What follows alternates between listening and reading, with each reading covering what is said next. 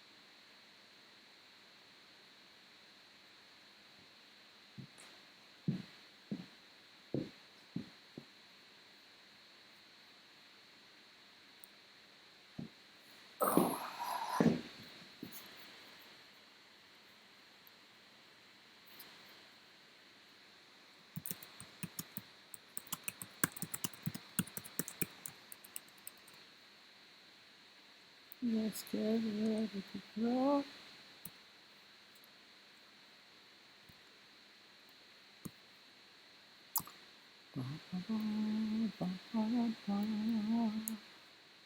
Okay.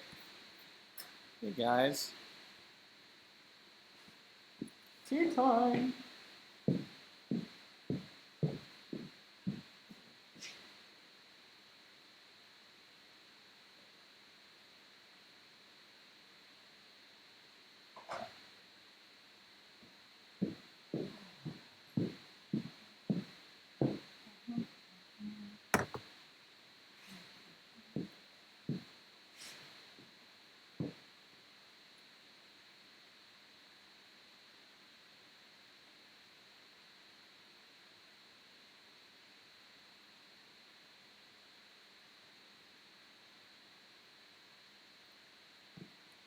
Come on, sisters.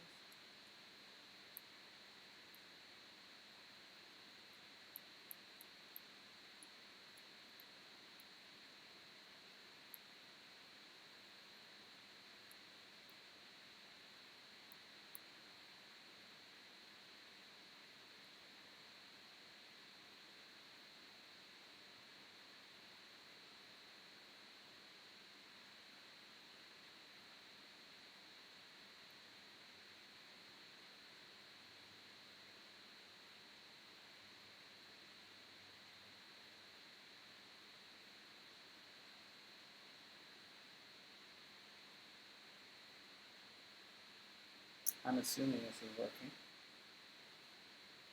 I don't know.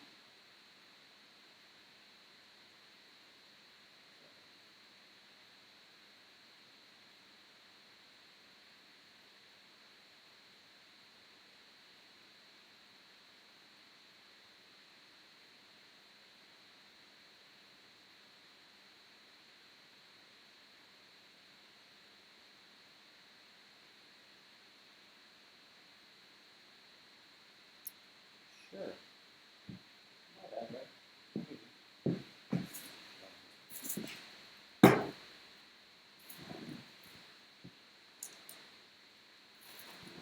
Oh Lord, I was sharpening some pencils.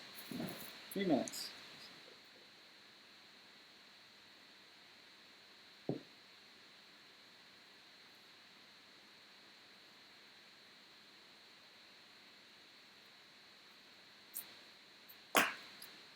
Come on.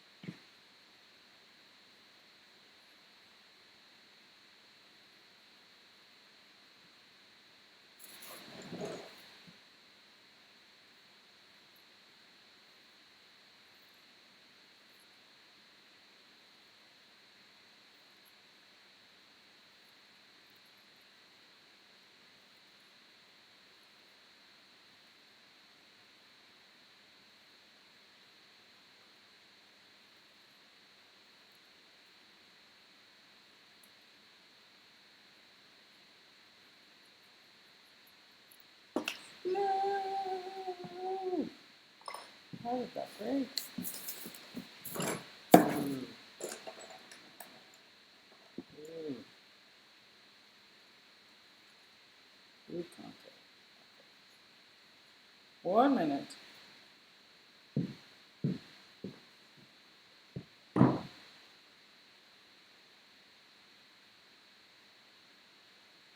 What's going on? Why are you streaming the Wi-Fi?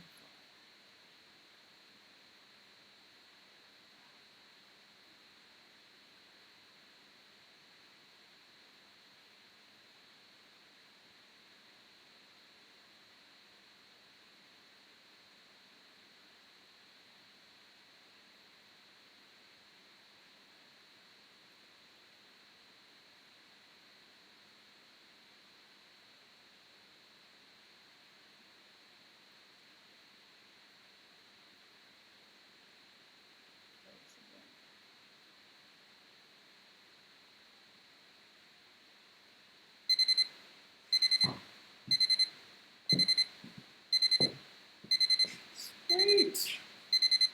6. If you have your pencil sharpened.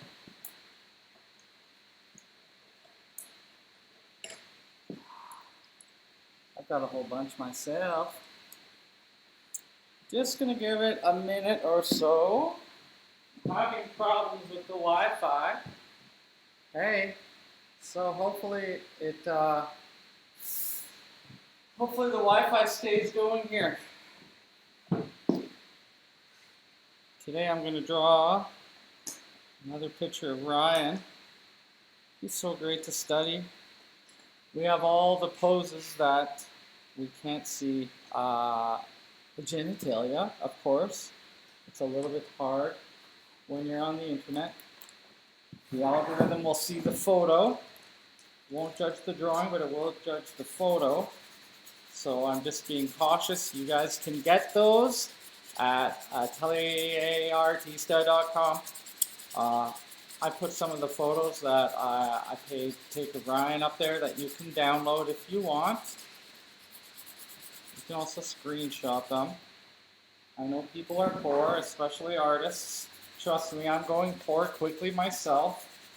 But us creatives are resilient. We don't get bored and pull our hair out. I'm actually really enjoying, problem solving, figuring things out.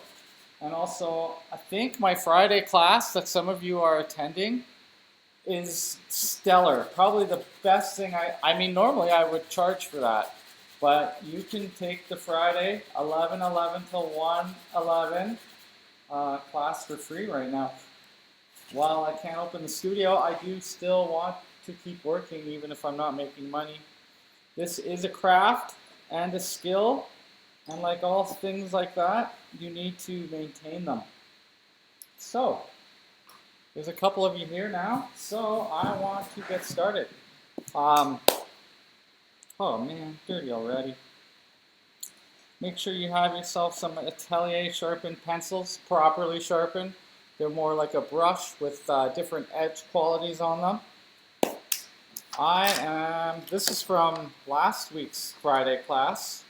So I actually haven't drawn since Friday. I'm doing a lot of other things. I'm actually taking 2 courses full time right now. Figured I have the time. So we'll get rid of this. I have a computer right beside me so I can actually keep track for you YouTube guys. I can actually properly tilt and see this. I've got a totally new setup today. And because of popular demand and comments, I'm going to try to talk throughout this. There'll be times that I'm really silent because it is hard to think and concentrate and draw. Now, the picture looks more vertical than horizontal, although it's almost square looking at the ratios, but I will turn the paper the other way, I think, for this session. I'm going to set 20 minutes on the clock. Oh.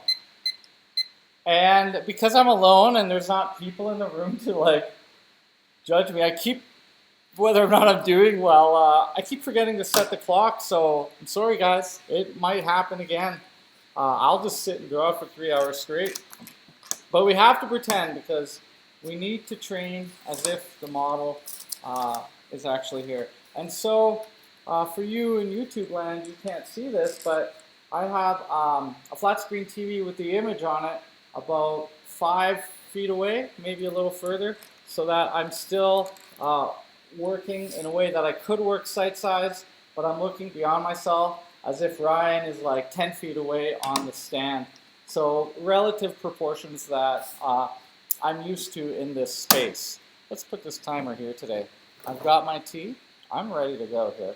You're welcome to have a head start. Oh man, that's good. And I just want to lean forward. I'm glad to see that the back is not balding. That's very exciting. My grandpa, my mom's dad, that comes from your mom's side, was very challenged with the hair follicles. And I don't want to be shining you guys in the face while I draw here. There will be times when my head comes into the picture probably. I'll be as mindful as I can be. At the break, I'll be sharpening pencils. I've got 4 or 5 with me. I like to have 5 ready, and I've been busy. Haven't had a chance to get them sharpened. There's not going to be a lot of daily talk. Been avoiding the news lately. While I take these courses, got to keep the focus. It's hard when everyone's bitching about stuff. There are more important things like art. So let's get going. Okay. I'm going to go from the toe to the crook of the elbow, maybe to the outside of the shoulder. There's my... And today's technique will be cutting out the biggest shapes, I think. I'm not going to do it structurally. Whoa! I'm ripping Friday's homework up. Let's see here.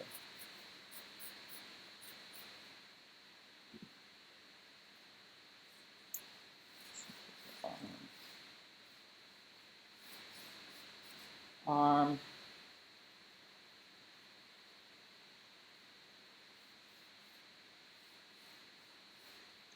The other arm. Crosses in front. A monkey claw. Just think abstract here. Think abstract. I'm squinting my eyes as I do this.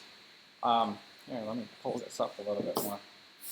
Squinting my eyes.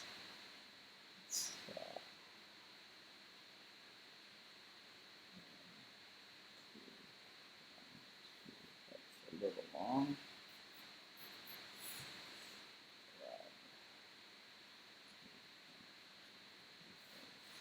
So maybe the foot's about.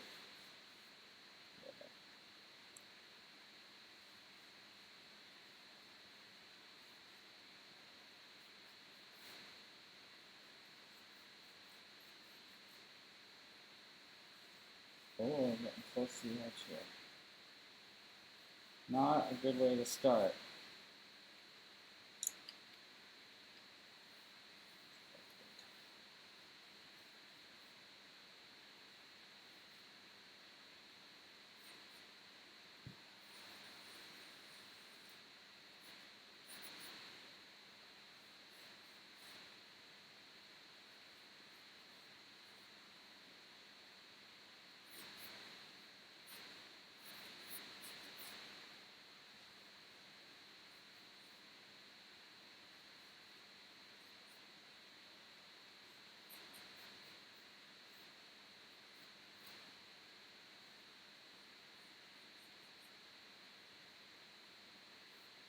Oh yeah, okay. So I'm doing a little bit of a different technique. I was thinking that I might, because there's a lot of dark in these drawings, and the way that these pencils have been looking on this cheap newsprint I don't like. So I'm going to use powdered charcoal and a brush to block in my darks and to ruin my pants because it will be dropping down. But the last drawings I'm getting it streaky, and this is a rough newsprint, not a smooth newsprint, so I tend to get a lot of lines. So I'm going to do kind of a more of a blocking in with a brush, a dollar store brush, or 1-inch cheapo Filippo today. So this approach is a little bit different than just drawing. I mean, I have some lines. Oh yeah, I got the back light.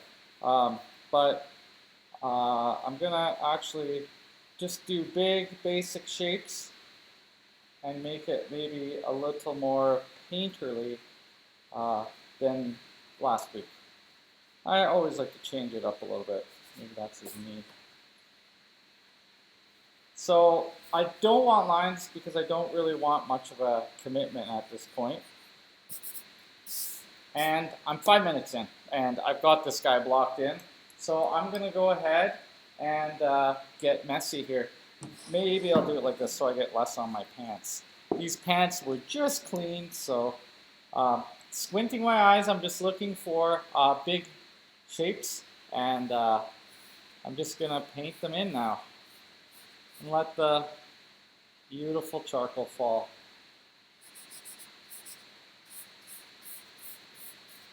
This will allow me to more quickly get a lot more coverage than the pencil could do. It's also going to make my hands black and dirty throughout this process, which is fun. Well, let's have some fun today. So that's the side of his head. Somewhere up here is the forehead. So my next step, after I rub this in, maybe I'll get a chamois to do it, is to go, I like to go from darks to lights, just like in painting. I am going to get a chamois. Does a much nicer job.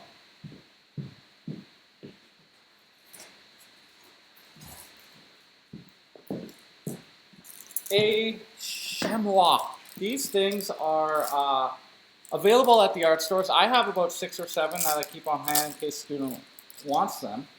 I think they're like $7 or $8. But as long as you're not a vegan, maybe even a vegetarian, this is soft. Often it's deer hide or lamb. I don't know what this one is made out of. It doesn't say. It smells like a tannery. But it's very, very soft. So I found these cheaper at Canadian Tire for buffing your car. Whew. But also, maybe Dollarama would have them, or Tandy Leather. Okay. I know it looks like I didn't do anything there. And I have a mess, but I can kind of see where my structure is now. So I'm going to put this away for the time being. If you don't have charcoal or you can't get it, I heard they discontinued it, you should be saving it in your Ziploc bag with your sandpaper in it. Boy, my brain's not working. I need some caffeine. I spent the whole day doing financials and dealing with numbers, so I don't know if my art brain is going to work today. It's been one of those opposite days. Numbers, brain. Okay, going back to my 4B or 6B Wolf's carbon, not the 2B. And I'm going to block in some shapes again.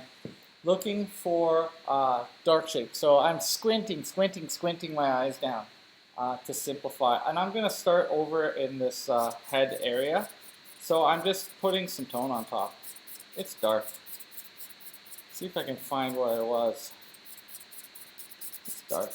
It sure is going on a lot smoother now as it rolls across this charcoal.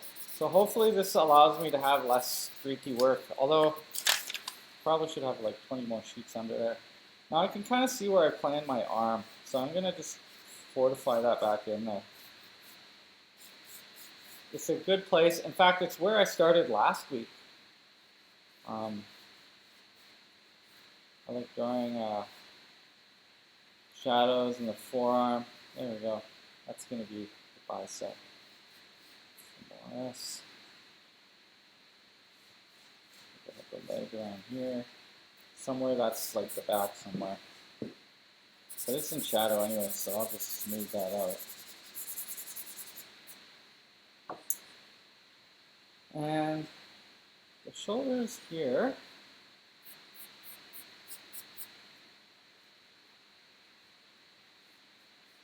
Body. That's a bunch of little curves.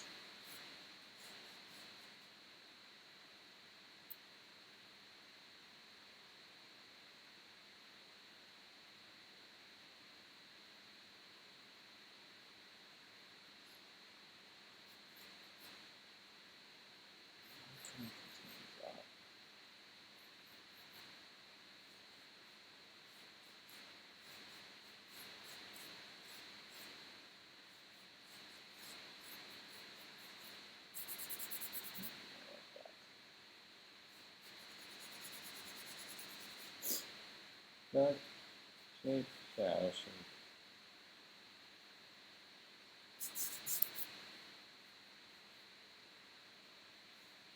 Arm back in.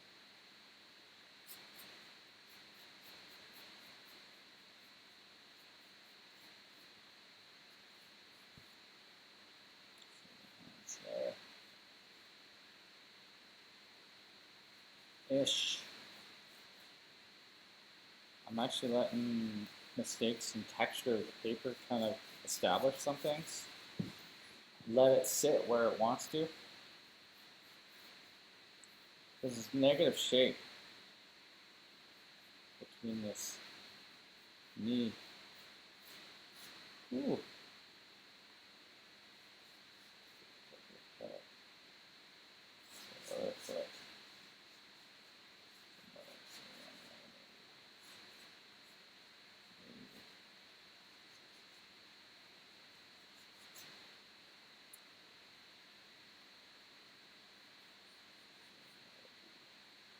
Okay, 10 minutes still. I got lots of time. I forget how fast this method is. You can push and move around the material quite nicely. So do the forehead, move it somewhere around there, somewhere.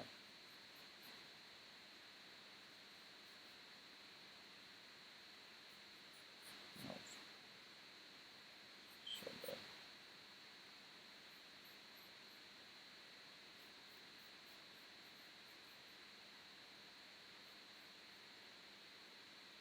Use that hand.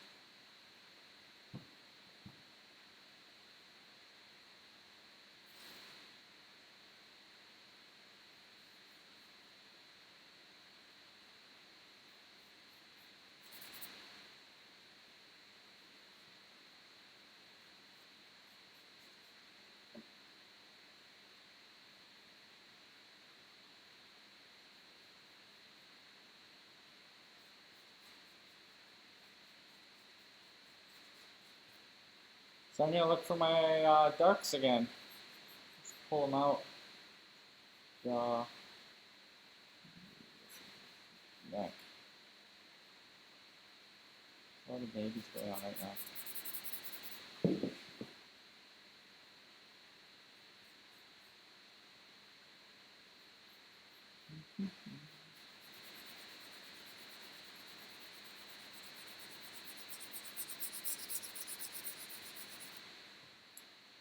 Just to make this a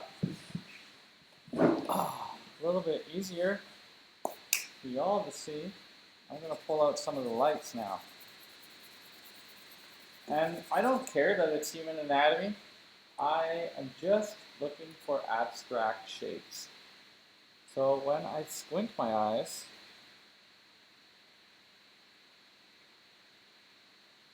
it's like draw with the eraser.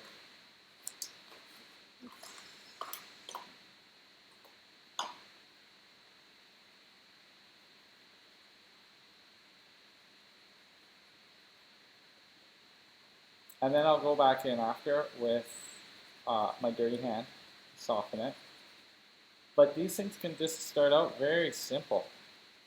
Simple, boxy shapes.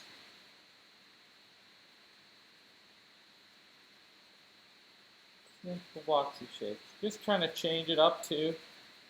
A lot of people send me messages or ask me to talk throughout this. This isn't really intended to be a lesson, so you can ignore me. I don't know even if that phone is on behind me. So about here, if I drop straight down, that's where the wrist turns. In fact, I think the wrist should be lower. You just go like that to fix it on toned paper.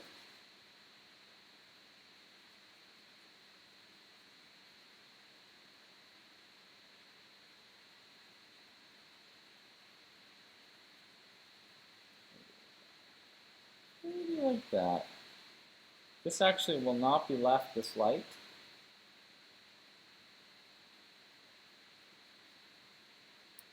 I'll work back on top of it again. It's like a little triangle somewhere around here. Not much on the forehead, and just a little bit on the nose. The face is in the dark. Whoa. Not too long. Let's move it over like that.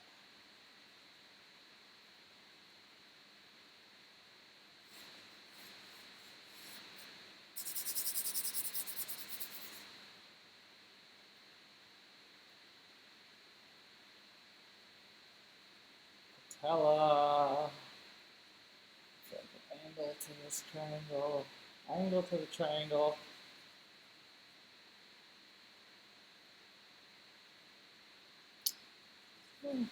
Feet. Oh, lines up to here. It's just not as engaging as Bob Ross, I know. But it's going to look good. Just trying to hash out the first 5 minutes here.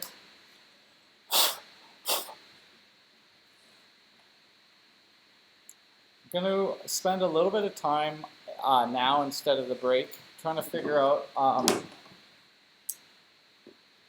if I'm off on my proportions here.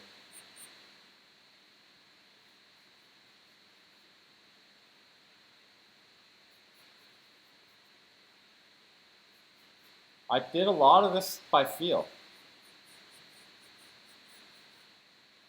You'd be surprised how good your human intuition is for this sort of thing. So now some more darks.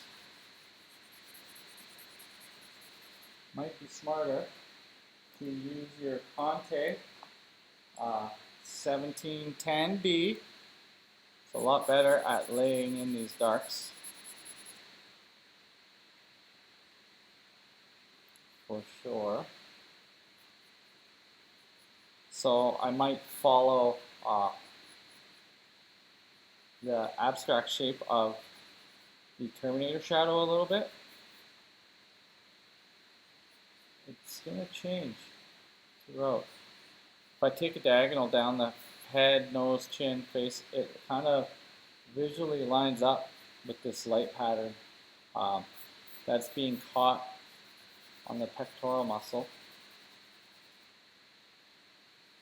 Then that muscle shoots back into the arm. I'm going to take a measure off the head here. So if I measure my head length, that head length actually goes into the arm. Oh, not quite. Okay. I'm actually looking pretty good here.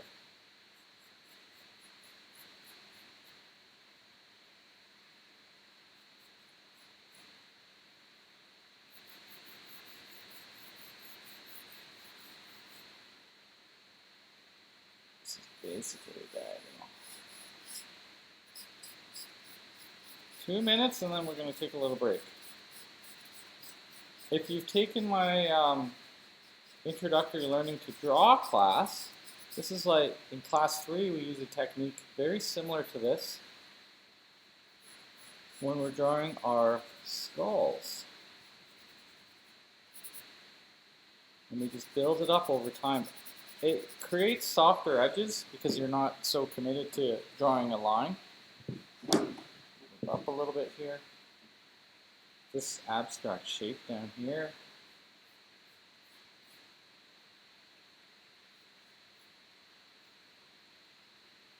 You're not drawing things you know when you use this technique.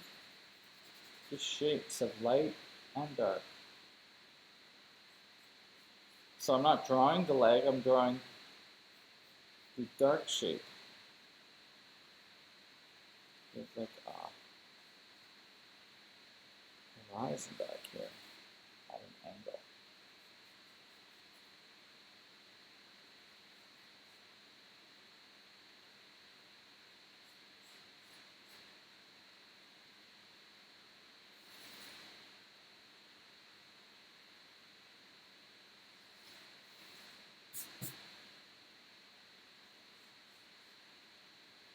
Move this foot up a little further.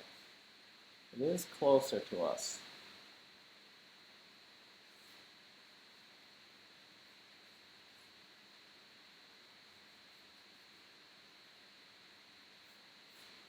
Take a measure on that next break.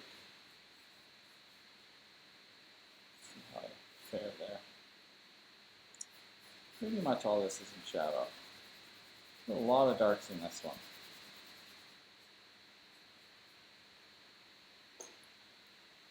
Six seconds, then we'll take a little break.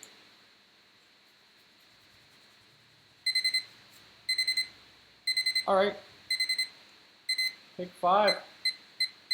Maybe you got this far, maybe you got further. Something. 5 minutes. Hand wash.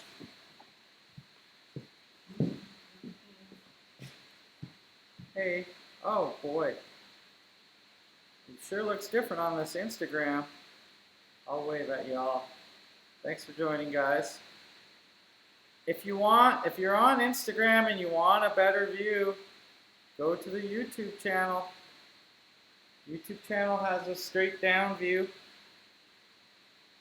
But this one you can see the material. Thank you for following along.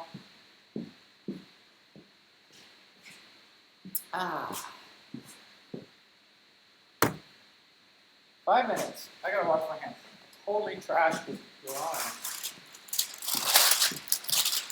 on Friday. But I'm gonna retrace and draw it, and on Friday I'm gonna attach the muscles on their origin and insertion points and draw the muscles on top here. This will be pretty cool. 2 hours, that's some intense learning. We'll see how we do. You're welcome to come at 11:11. It's free.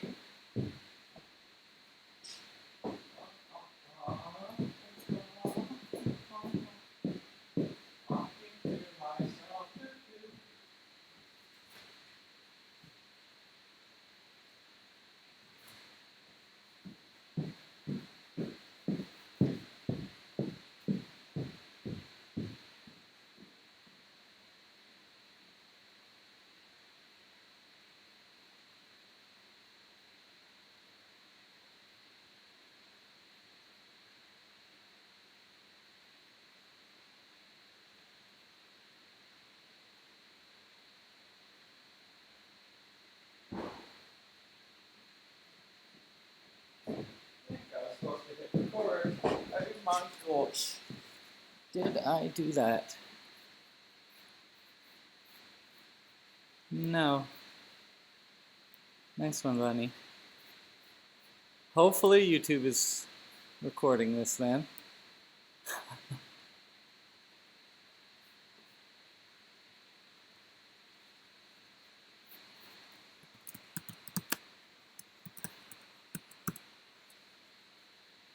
Thanks, Leah.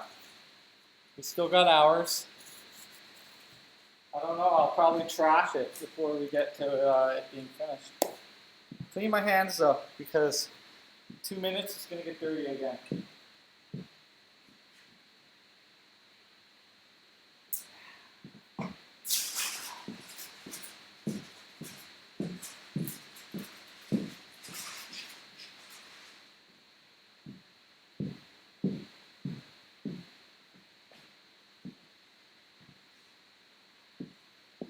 Oh, I made my arm way longer. Let's see. Well, it's not. Ah, yeah, it doesn't have to be actual size.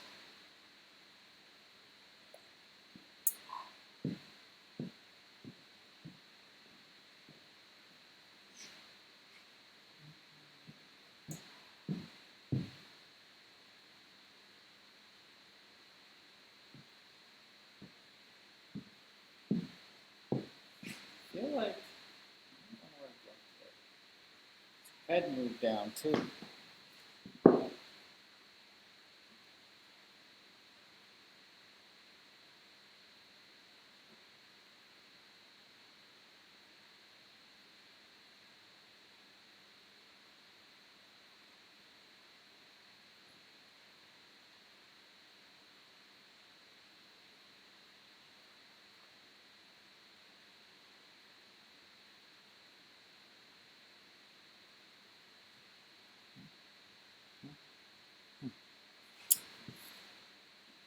So it's still the break, but I'm just taking your measurements. His head length goes down to his second knuckle, which I'm there, and then it also goes down to his wrist. So if I've got this line kind of happening for me, actually his wrist is more underneath his hairline. So I'm just checking away. So his head length is equal to his hairline. So that's way over. That's way over. Which might shrink his neck a little bit. Look, you just rub your hand in and the thing's fixed. It's amazing. All right, 20 minutes. Back at it. I feel like a crazy person talking to myself. I need to figure this out here. Maybe I'll just bring the skeleton closer and I'll talk again. Come on, Fred. To my Instagram friends. You look so dapper today. That's right. Very cool little daddy-o. You want to stay there? Draw, you say? You're so cool. You guys got a good one. All right.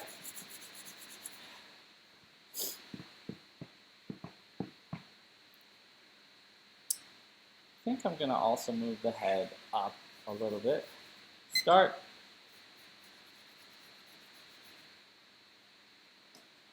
Maybe this talking thing, which requested, could be a terrible idea. Leah, you're one of the people who was like, talk more. I don't know if I can handle it.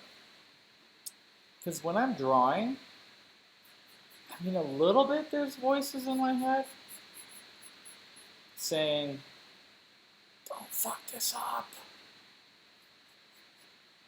You know, like you have your drawing and then you think the model's going to see it and be like, what the hell is that?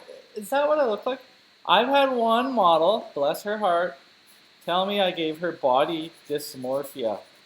Albeit, I was so amazed by how ripped she was that I drew all the horizontals like way wider. I was just so impressed by her physique that I might have overcompensated. And in all honesty, and you guys probably have seen this drawing, but it looked like a ripped midget. Like, she was at least 2 heads wider than she should have been tall. Just bad. Bad, bad, bad. We're still friends, fortunately. You know, it's just, these things happen. You know, one day I'd like to be a master, but I think even masters screw up. I saw pictures. I guess there was a time when Michelangelo had hid himself in the basement of this cathedral. I don't know the story. Melissa could tell you better, but she had sent me a text of it. And Michelangelo was trapped in there, and so he like drew on the walls, and they had discovered this way later. But some of the drawings really sucked. You know, you wouldn't think that, you know, the guy made mistakes. But drawing is a process. You work through it. You move stuff around. This looks ridiculous right now, you know? Process. You got to trust in the process too. There's some level of faith to this thing. Okay, I'm getting details, right? This is bad when you start getting into the details like that. Okay. Do as I say, not as I do, kind of rules. So I'm just going to go back to structure, I think, because I'm getting lost, and if I'm talking, it's messing me up. So I'm going to actually find some contours here. The shoulder is lower than the head. Okay, good. The shoulder is lower than the head. That should be higher.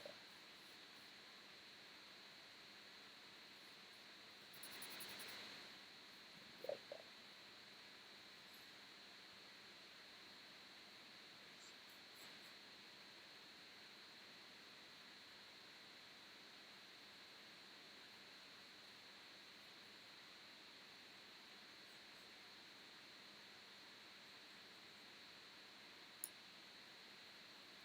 You know, when you're in the room full of other good artists, kind of amps you up to do better as well, which is missing. Keith, if you're out there, I miss you, buddy. I miss you. So nice to have the other artists and how they see. And if you look at other people from a different angle, like we're all drawing the same angle probably, and all doing different takes. Shout out to Carla. She's doing kick-ass drawings with me every week. I don't know if you're watching the YouTube or this, or just doing them on your own, but it gets me amped to see other people following along. Maybe I'm mostly doing this to keep my practice up, but I really want to inspire you guys. Keep your practice up.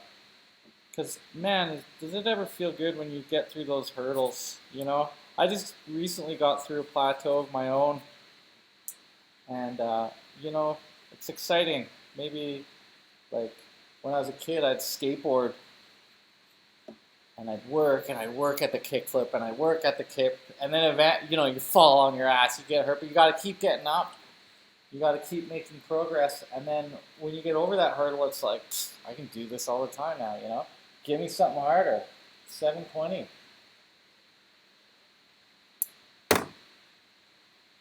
Let me draw a moving dinosaur. Now, that's the next level for me. This line on the outside was just from feeling. It's a lot more, I'm drawing a lot bigger contours than I should be. But I can put the dark bring it onto the inside because this is a dark part. I'm just going to measure the length of the head, goes to the middle of the shoulder. So either his head's too small, which is likely in my drawing,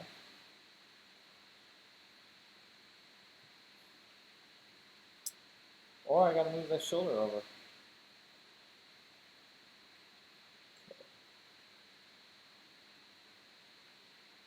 Let's go for it. One head, two heads. Oh, that's not so bad. Not as bad as I thought.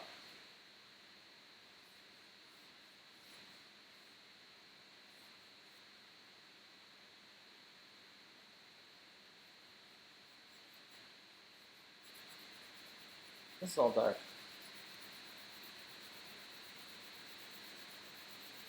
You can see how much smoother the tone is when I put a little charcoal down, because all the little pieces of charcoal make for a slick surface and allows me to not have as many lines in my tone. It flattens out much more nicely. I want it to be soft. I mean, I might obliterate this whole thing anyway. That's part of the process too. So I'm just drawing the abstract shapes, following now the bedbug line down my figure. At least that's what I'm doing this second. There's a shadow that points at his head at about that angle. So these kind of things I refer to as triangulations. They're not measuring or sight size or comparative. It's finding like flow of angles, like drawing through in a lot of ways. I can hold the pencil up and I can actually see the direction of the line of the shadow. The direction here is shooting this way to the head. And all I want to do is make all these puzzle pieces fit. There is a line of shadow, and it's going. The deltoid's causing more of a cast shadow, which is this harder edge here, whereas this is soft on the form. And then down the tricep, it goes pretty much all the way down to the elbow, or the olecranon. So I go for the big shape first, but there is a muscle striation that comes across. So rather than just follow that shape, I find the big shape, the tube, the cylindrical nature of the whole arm. Then I do my little outcropping. Let's pull it in. I find that that's a lot easier. So somewhere around here is the shadow of the arm. Let's pull my pencil.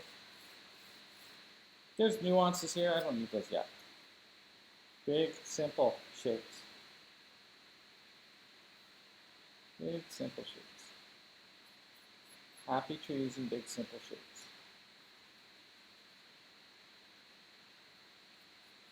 The arm is like a drumstick or a turkey leg, so it's like big and bulbous. There's all these muscles and shapes here. Let's see here. And then it kind of flattens out and goes more straight. Like the bone, right? Big and fat, and then flat. Cylindrical, squarish.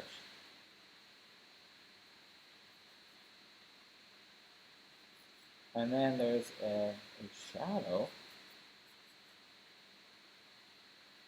And the process of the ulna. One of our landmarks. I hope you guys continue to learn your landmarks. And when I squint my eyes, all this looks dark. And I don't need to differentiate what shape is what. My brain is doing that, but my eyes don't. This hand blends into this arm. This shape got a little bit big. And it's curvier. Curvier. Curvier. The cast shadow, so when you see the hard edge like this, it's a cast shadow, whereas this one's soft, like form. The cast shadow, you can make a nice drawn line, a nice hard edge. And then the core shadow, which is the light falling around the pec, can be soft, so you just rub it with your finger. And that's all it is. That's all drawing is. Knowing the difference between what the light is doing and how to treat those lines. Wow.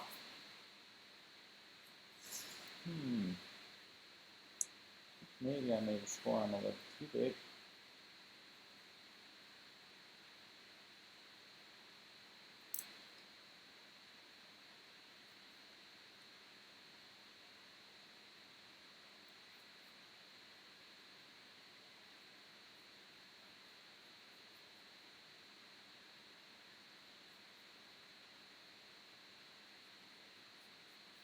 Good shape. Good shape.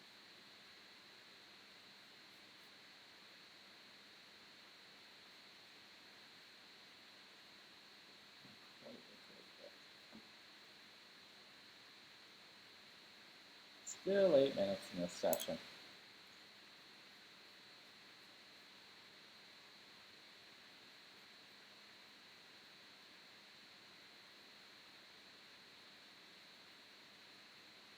I have to take more breaks when I draw like this because I get really dirty.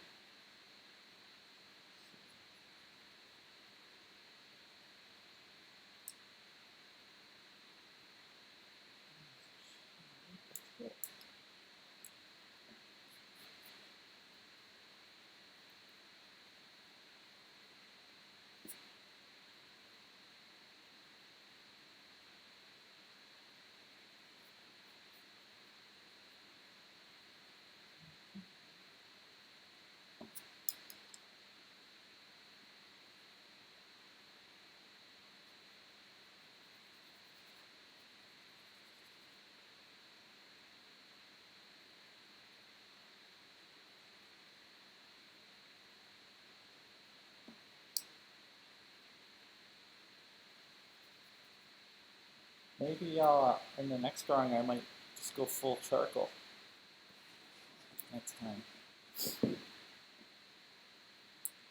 Just change it up a little bit.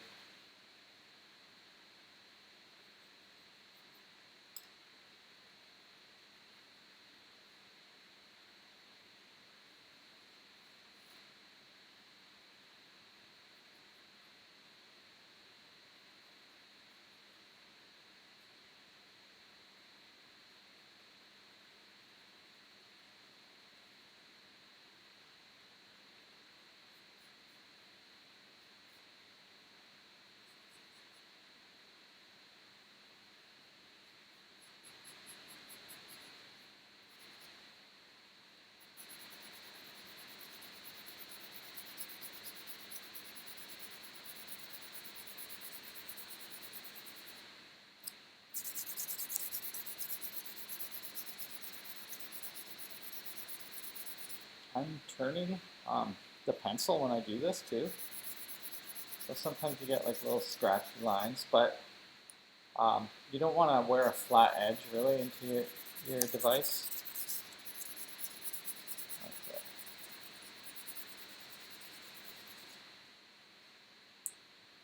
Work this dark area a little bit now.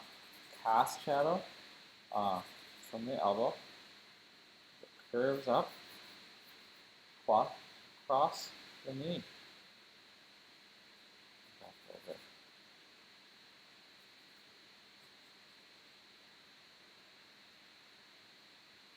So this hand width is equal to that width. Okay, so this hand can be a little bit wider. That's nice to know.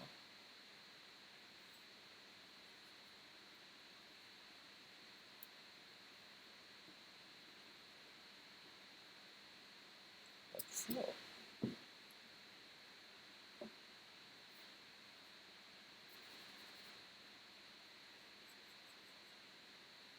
It's like you start to learn where these things go, and then you can start thinking, if you care, think some names while you're doing it. Make some comparisons, like this length is equal to this length. Okay, we're looking good. Maybe this is a little bulgier.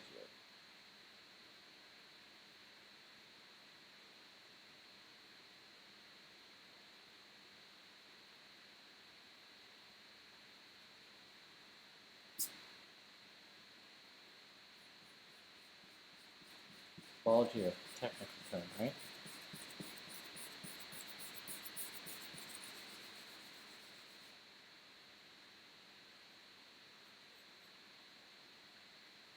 You don't want to lose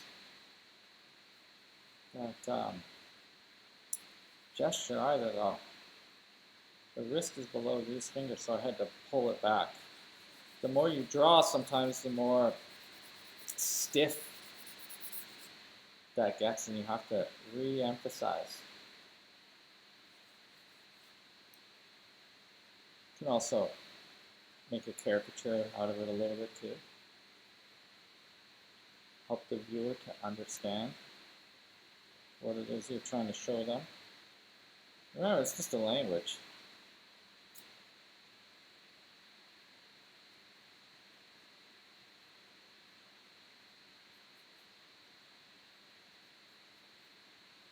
it's if body language, you know, they say that your communication is like 93% visual, then you know it's probably worth getting good at art if we're such visual creatures, because I can communicate so much more with a good ability to draw rather than being, you know, a contemporary artist and writing the word hand here.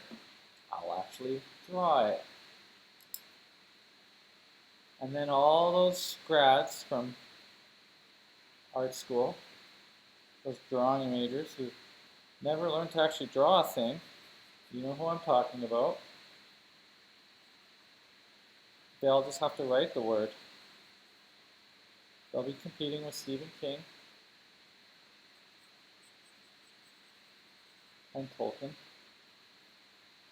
and I'll have to battle Leonardo and the Ninja Turtles. Just 2 minutes left. Choose your battles. Probably a worse idea to battle a Ninja Turtle, to be honest. That's my lot in life.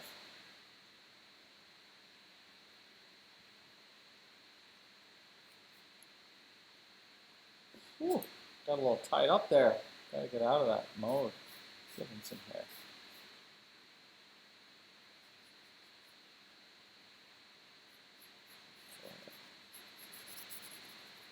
Still dancing around a little bit.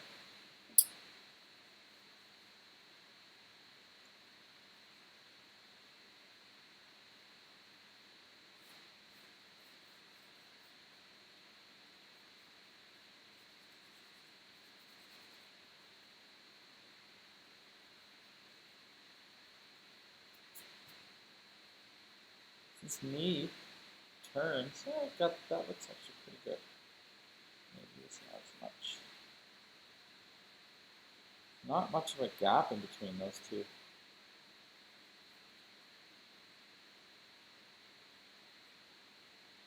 And use the cast shadow to the tibia tuberosity, so that big triangular bone protrusion underneath the patella, right there.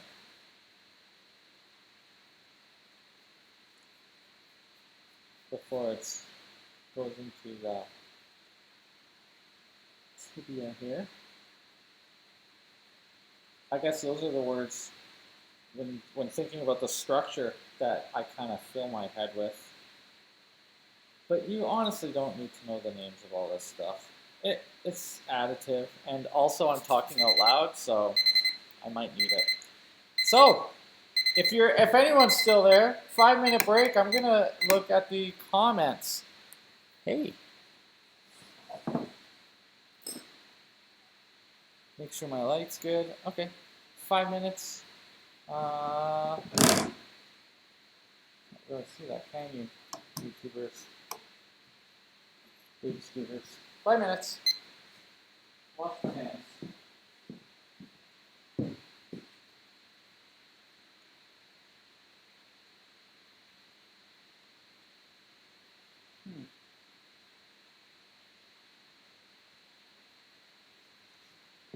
Yeah, it's working.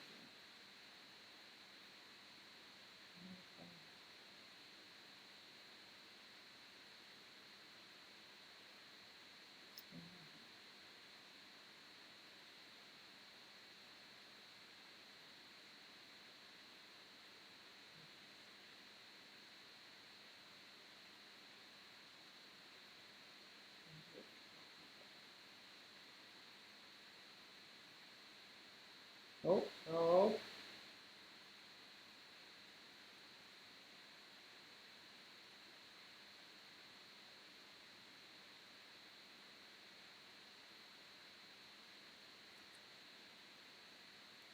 Oh.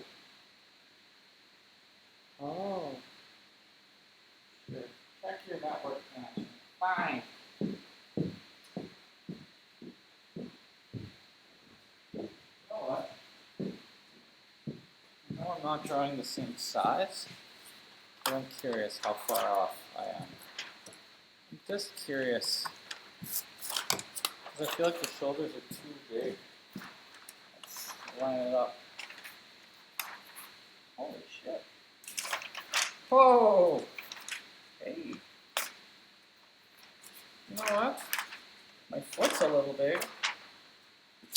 But everything else is pretty much there. The foot closest to me is a little big. Maybe it's not exactly the same ratio, but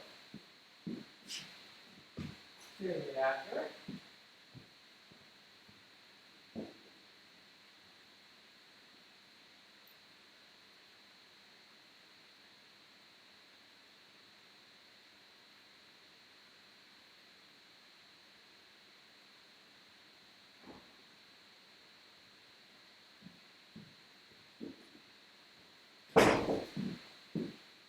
Ooh, cheese. Oh, hey. Sorry to those who the Wi-Fi drops or the whatever, if it drops. It's free Wi-Fi. Oh my god.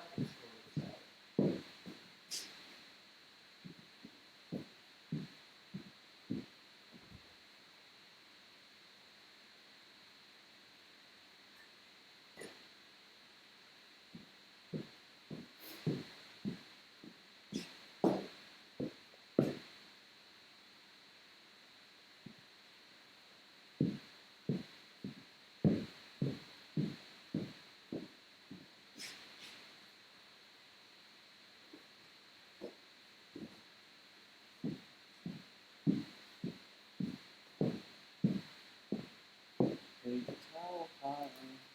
Paper towels.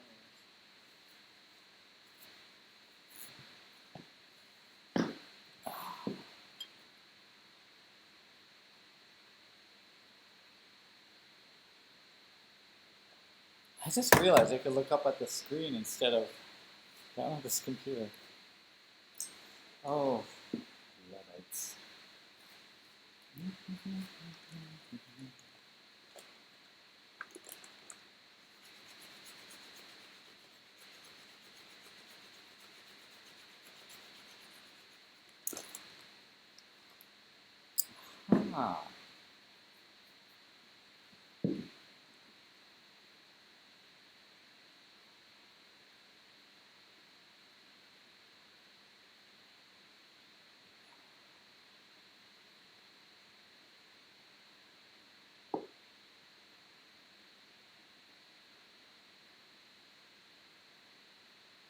30 seconds. Now, for the fetish people, can't get your ring off yet. You just gotta lick it. I'm gonna put some gloves on for it. You know, I never ever wear these things. Today, I feel like they're fitting. Just to keep my hands clean for another session. Holy, it's been an hour. Okay, let's get this show on the road. I feel like I should have a lot more done in an hour, but I'm chatting away. Oh my god, broke my pencil. Broke my pencil. Ah, that's the worst. There we go. There we go. Okay, let's keep going. His arm in my drawing looks too straight. Okay, so I'm gonna move this shoulder over. I think I move this forearm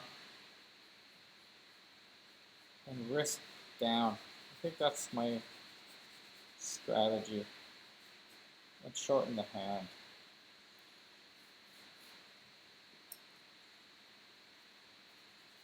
Shorten the hand a little bit.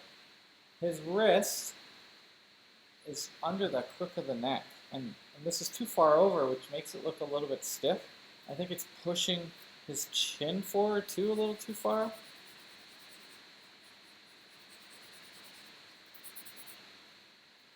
Just gonna bring it in a little bit. It sucks because I went and spent all this time here, and really, this is probably where the problem is. Because if I look at him, directly below his neck is where the hand actually ends. Could lengthen his neck, I guess.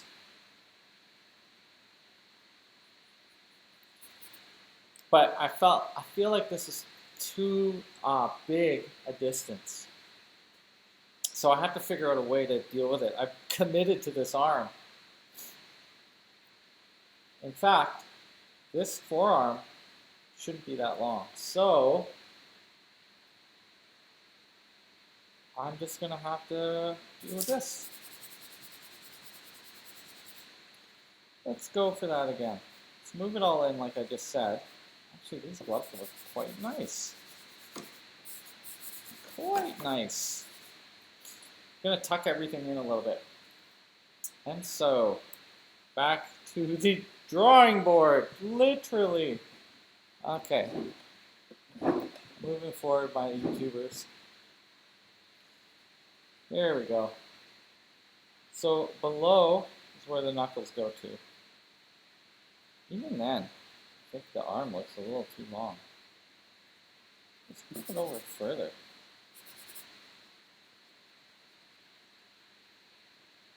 So I'm squinting my eyes when I do this. It's like this.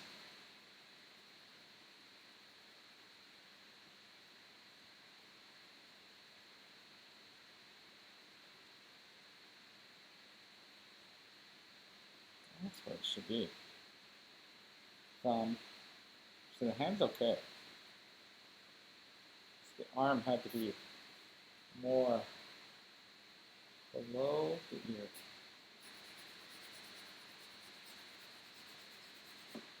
Oh, that's better.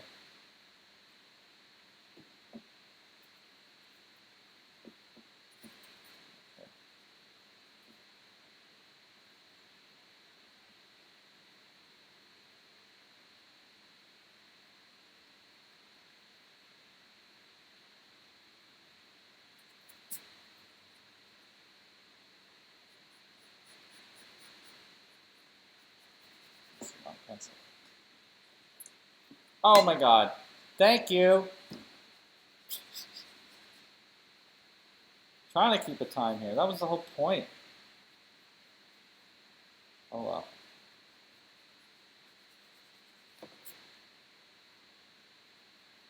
I have a friend who's really into conspiracy theories.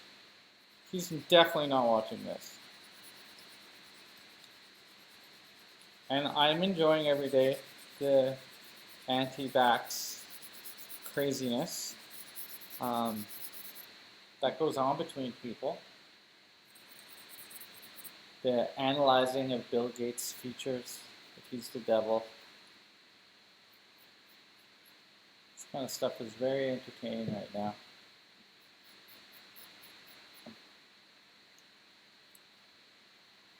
If you're not, I don't have Netflix, so I don't know what the F anyone's talking about, and I don't care about Tiger King. I live with a guy like that, so I don't need more of it in my life.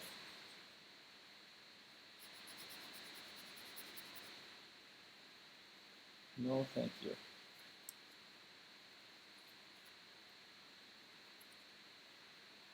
The ear and the brow. So I'm actually going to erase out the helix, even though it's not lit. It's like, I don't know, just a locator for now. Then the hair goes back and forward.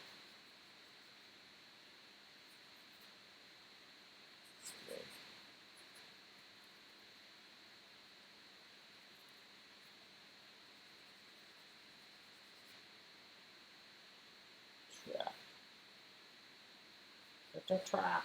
Smooth his arm over a little bit. Okay.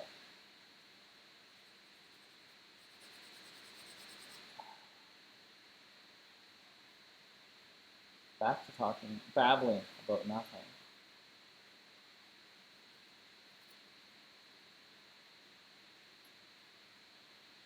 This is not high enough.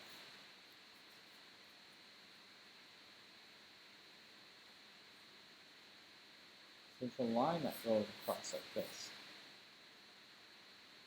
More across the chest. Strangely, even though I moved the arm over, this triangle shape is still in a really good place. Just whatever you're judging on, there's like no one truth really. I'm using a bunch of varieties to get me to where I need to go. There you go.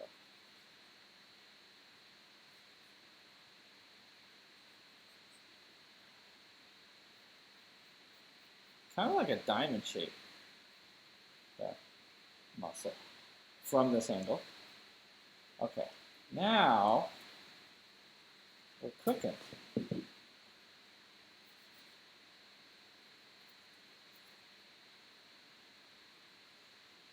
don't know why I didn't wear these gloves so many years ago.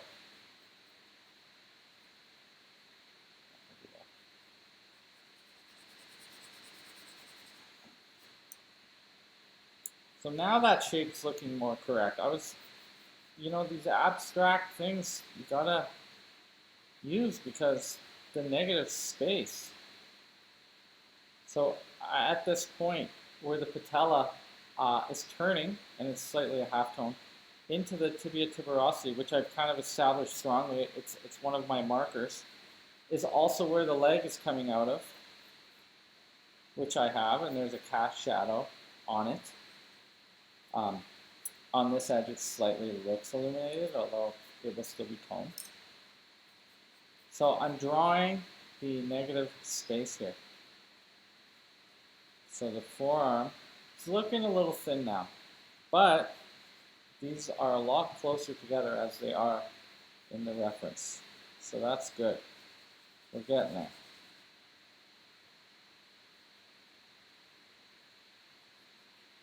We're getting there.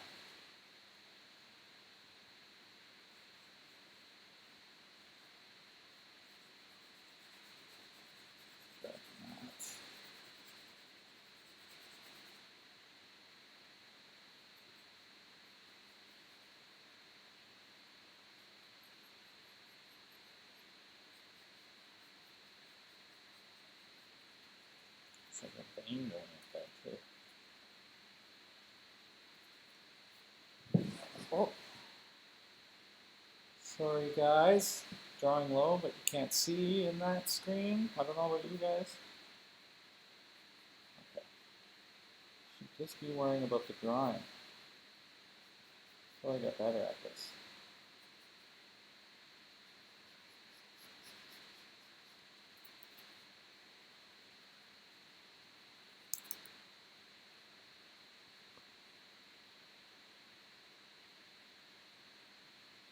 Here, above the bicep, at an angle,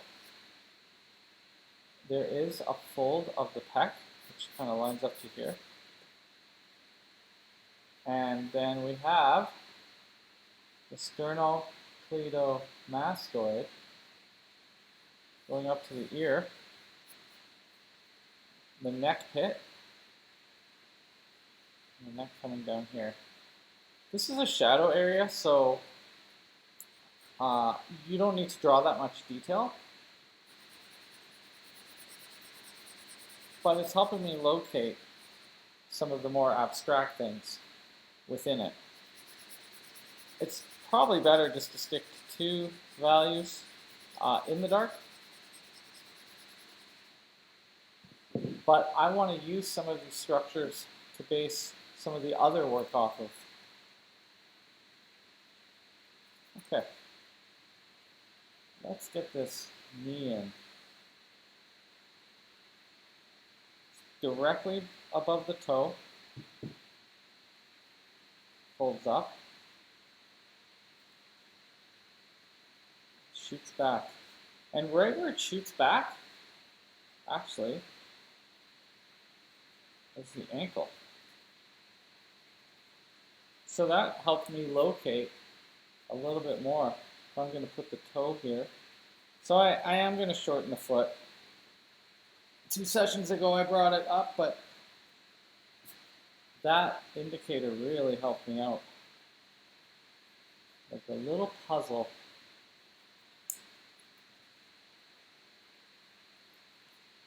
If this is right, of course. This may change. This curving shape of the knee reminds me of like an axe head or something. I read a lot of Gru comics as a kid, and I loved the artist Sergio Aragones. I think that's how you say his name. He's Spanish, and he made all sorts of cartoons. Mad comics. He drew in Mad. Super bloopers and practical jokes. Had his little animations of the guy on the ladder. That was his work. Alright, shade that in. And the highlight, so I'm going to keep some tone on this knee. I'm just lean back a little bit. The highlight actually goes down the center of the form, down the stretched out quad, and lightens as it turns, softly. So that's what gives that roundness. So I'm just going to slightly lighten. In fact, a kneadable eraser would actually be better for this part. More vigorous erasing here. There we go. So that will help me turn the form a little bit more. And I can do my halftone back on top. But for now, that's good. A little bit lower. So look at this ambidextrous artist here. Not really. Using these shapes where this shoots up, I can find the crease. So I learned in classical art how to use the abstract shapes to find the shapes within. You know, is it 1/3? Is it equal? This distance is equal to this distance. You know, my eye is telling me that. I didn't literally have to measure it. But at first you can. You can measure these things out. Let's put a little more structure into that leg. So this guy shoots back and straightens out. And then shoots down at an angle. And I already kind of established where I want to see the split. It might not be exactly where it should be. Little pinky toe. And then these toes go across. So if I do a horizontal alignment, the toes line up to where the fold of the wrist is. So that helps me find that place. Shoots back. Feet, for me, are really enjoyable to draw. And it's not some weird foot fetish thing. Although that's probably where it began. Just kidding. Because unlike hands that were so related to this sticks on here, we're always looking at them, we're always thinking about them. Feet, I just think abstract. I don't think of the toes how I treat the fingers like little sausages. I just group them all together and separate them. And I'm happy with how that looks just as is. Done.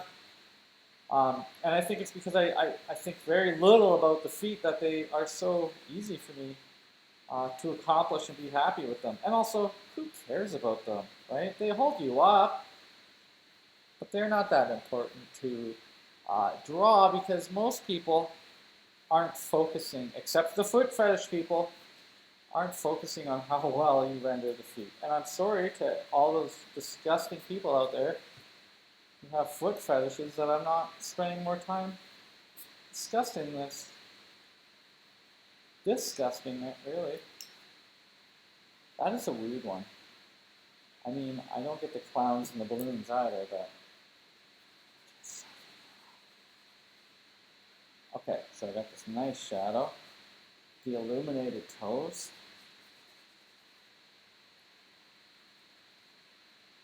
And there's a little bouncing light in here on the Achilles tendon. And I drew it straight across, but actually, it scoops and curves. And that's in the dark. So we'll leave it in the dark. In fact, here is actually a horizon. So I'm just going to keep following it and see if my horizon lines up to what I see. In the photo, the background looks black, although it's just a very dark blue, and the tabletop is catching more light.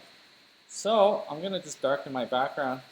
It's just two values beside each other, but using this line at an angle helps me establish whether I'm still right or not. So that's nice. We'll just lighten this up a little bit.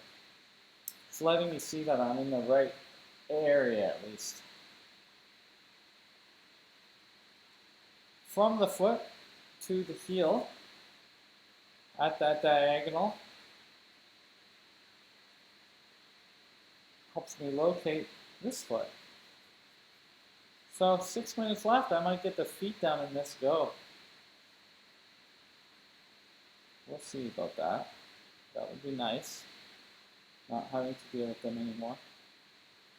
I could never, ever be one of those ladies who gives you pedicures. That would be if I was on that challenge show with Joe Rogan, you know, where they get hot girls and they put bugs on their faces and stuff.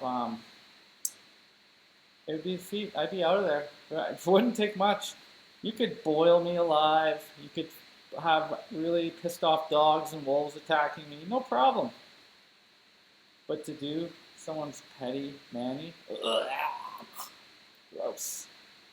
Gross. Would never survive that game. What is that shit called? Fear Factor.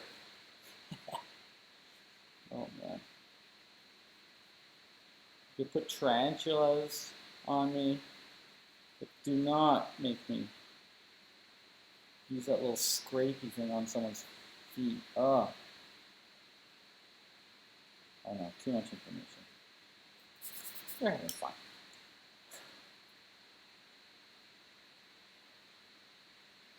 The ankle here is a little wide. There's a term for that. Cankle. Calf ankle. So, let's see what's going on.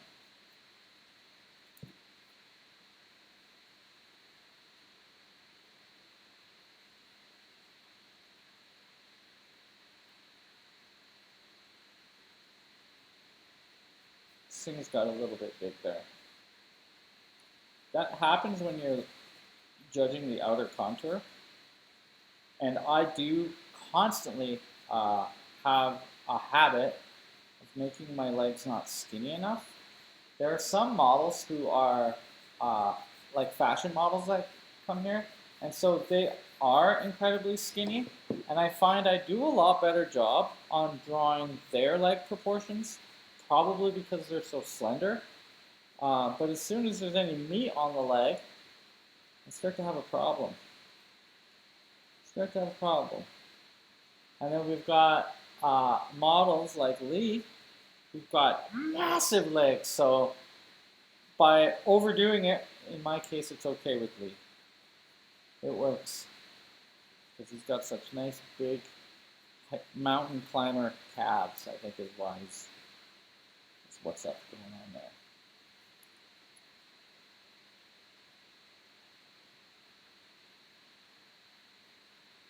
So I'm going to do this, well, at least these line drawings for a few more weeks, these free ones.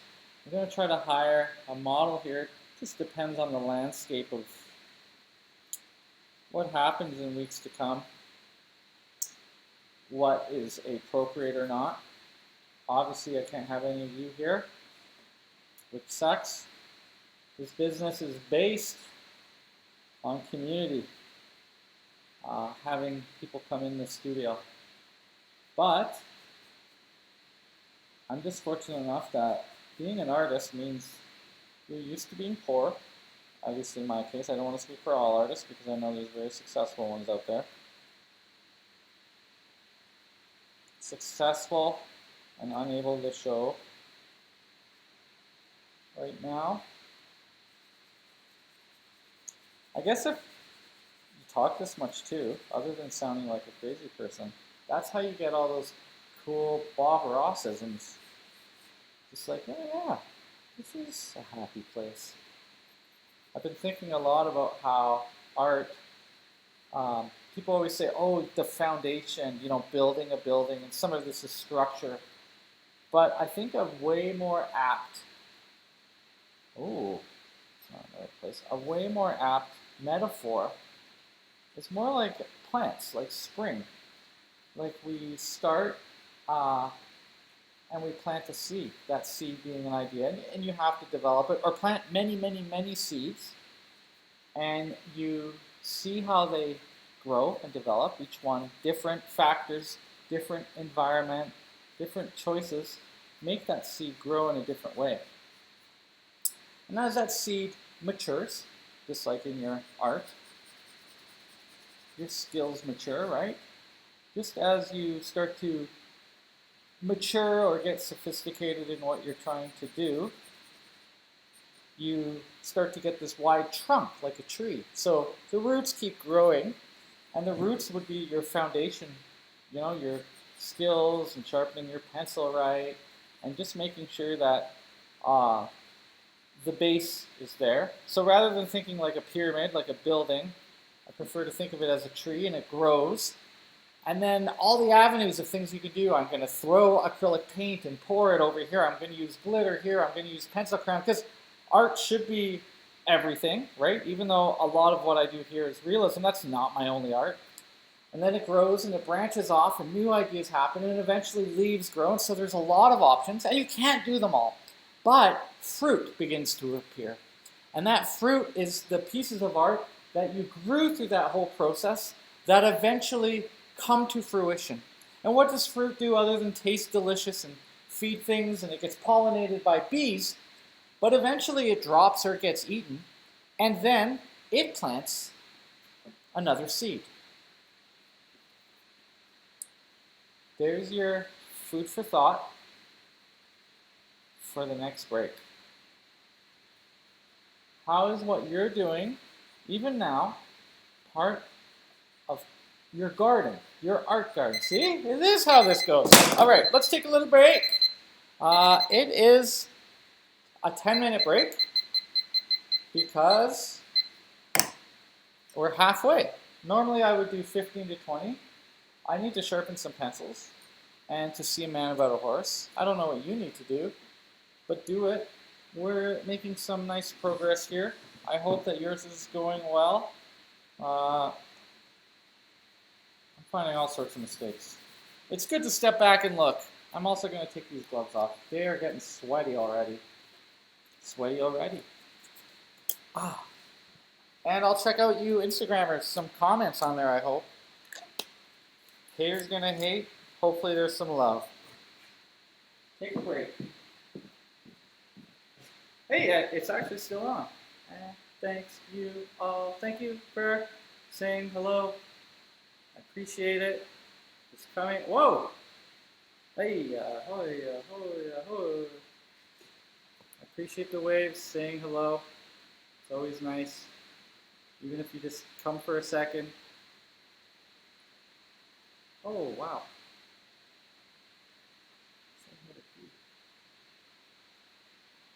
Thanks, guys. Means a lot to me, support.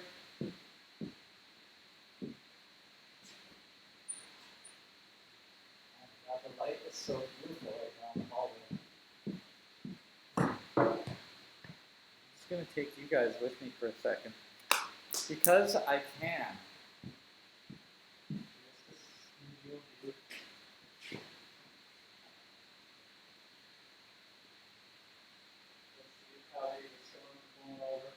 There's my insane setup.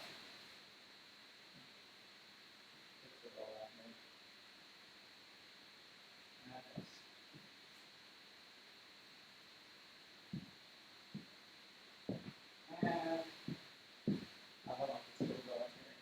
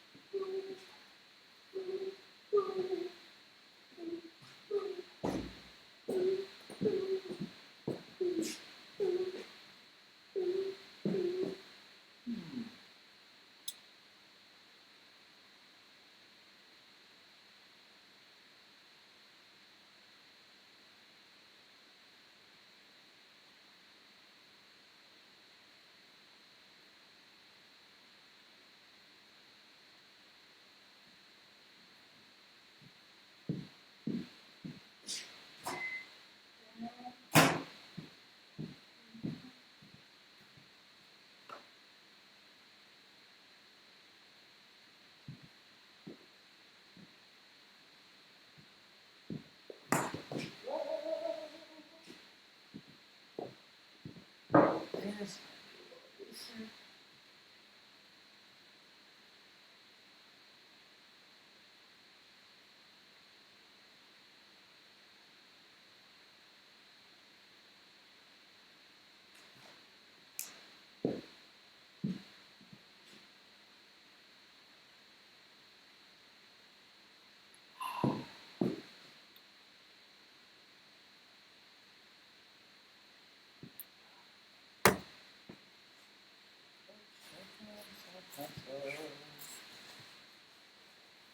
Oh, heartbreaking.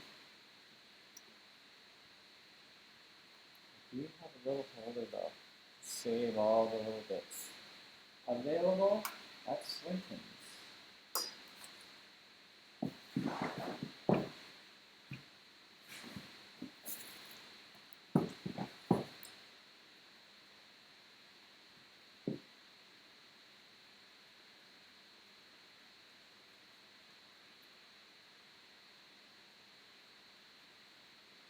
This is usually when the Oreos and snacks come out. Because it's so nice out, I would let people go down the hall, go onto the balcony of the tree house.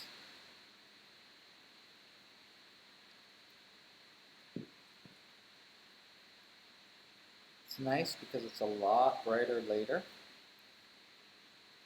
So I feel like I can get a lot more done. I'm still up before first light, but the days go so much longer. Just remember at 4:35 it was so dark in here. And it was especially bad for painting classes. Around 4:30 to 5:30. It's like just dim enough that it starts to get really hard to see color. I guess ideally I would teach color theory in the summer or just really early in the daytime. But this class was 3 o'clock till 5. So sometimes there was like weird haze in the day. Not the best for learning.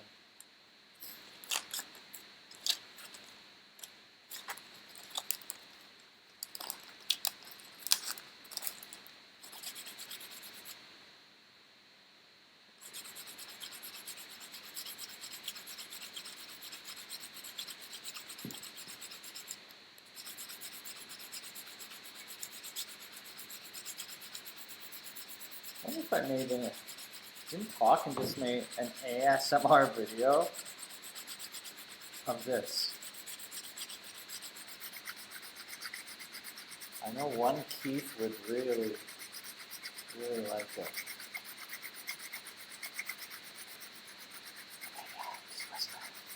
You're gonna drive the shit out of that drawing. Drive the fucking shit out of that drawing.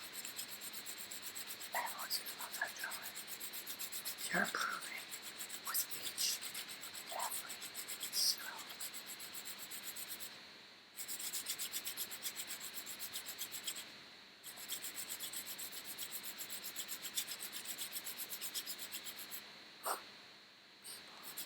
I think your mom can see that and be really impressed.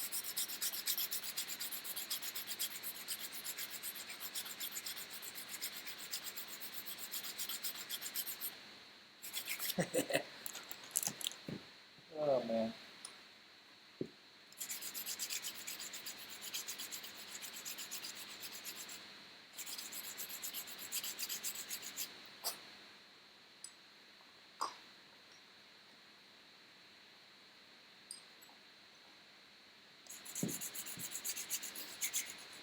Three minutes left.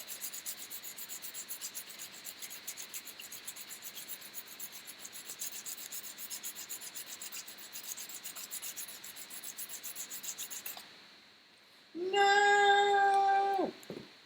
Broken pencil. I gotta say, I'm really, really trying to believe that the Pierre Noir Conte are going to be back to the quality that they used to be. Because I bought like 9 boxes. but they are just not the quality they used to be. And between Keith, Luke, and I, there was talk about taking them right off the equipment list. But you know, they're usually so good, we love them, but when you're paying $4 a pencil, and they're just not as good anymore, that's why I'm using a lot more Wolf's Carbon. But then you get a good batch, and then it's like, oh, why did I ever hate you? But I've already broke 2 today, and it's not from coffee jitters. They're just not what they used to be. Albeit, they could have been made on a Friday, and for a while there, I'm convinced that the yellow jackets in Paris are all coming from this factory. So on the weekends, they're out there protesting the globalists. During the week, it's slacking off on our pencils. Maybe material cost has gone up. Maybe the wood costs more. I don't know. But I'm finding that they have a lot more fissures. Sometimes you get a box where they're all broken inside. You know, $4 each, 12 in a box. It's a lot of money to be risking.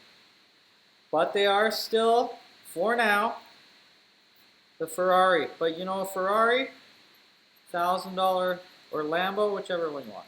Luxury vehicle, luxury pencil, goes fast. But you know, the oil change is $1,000, like a Maserati. Whoa. I also do sharpen them pretty long, but you know, for years and years they were able to handle it. So just be a little more sensitive. I actually used to use a lot tougher sandpaper too. Oh, that's us! What? We're back to drawing! Holy, that was a fast break. Okay. Alright. Maybe I don't need to finish sharpening this right now. It's a bonus pencil. Oh, man. Okay, it just broke again. So exactly what I was saying. That one wasn't even that long. It's like a lottery a little bit. That's really aggravating. I need another broken one. Okay. Let's see if we can use this one for a little while. I just sharpened it, so I need to wipe it because there's lots of excess material that will wreck your drawing. 20 minutes. Now, this is a downhill slope. I mean, honestly, I'm not where I should be with this drawing, but hey, too bad, so sad. Now I gotta catch up. I really, because I did the messy method, I've been calling it in a little bit today and being a little bit slow. Let's see if we can bring it back by hard edges and soft edges, and do a little bit more on the dark side here, and then just try to bring it back up. Let's hope. Where's my eraser? There's charcoal everywhere. There you are. Thanks, little buddy. And I found my kneadable eraser, so that will help too. This eraser used to be red, so it's almost dead. It's almost at the end of its life. If you don't have neat gum, you can use sticky tack or Oohoo. If you don't know about erasers, I did make a little video on my personal YouTube, Mr. Brian Batista or Bunny Batista or something like that. Episode 70, I think. I've had that YouTube channel for like 10 years. But working so much at the atelier, I kind of let it slip. But every time I went overseas to study in Paris, Holland, Japan, Italy, Portugal. Oh yeah, Portugal is where all my equipment was robbed from me. Thank you, my people. But you can go on there and kind of see what I was doing, what I was studying. In Portugal, a lot of stuff got lost, including, unfortunately, video of my grandparents, $5,000 worth of equipment, everything. It was a sad time. A little easier to recover from than maybe it could have been. Had a lot of support. It's right when I opened up the atelier, really. To lose that camera was painful. But we all lose things. Can't get all tied up in that. It's just stuff. And I don't really care that much about stuff. Okay. Let me get some oh, that's in the wrong place. Let me get some of this architecture of this backside in here now. When I look at the picture, the trochanter is around the elbow height. So maybe around here, it slopes. And it's a little too dark to tell, but I know that the hamstring has weight. And where the fingers are is this tendon that shoots back to the handies. So maybe that's a little too low-hanging fruit. Oh my God, not that. And where the creases here, and the back of the electron, there's the leg going up. And it divots down a little bit. So I'm going to take a measurement of his head and just go from the elbow over. So the length of the head is equal to the distance here. So actually, I can trim him in a little bit more. I'm also going to look at where I put the foot, which may be too far over. I'm going to measure the length of the head and to the foot on the model. Oh yeah, so this length, his foot is in further than what I've drawn. So I can't, until I fix that, it's not prudent for me to base the next measurement of the hip on there, because it is directly above. So by shrinking it in, I can also shrink this in a little bit.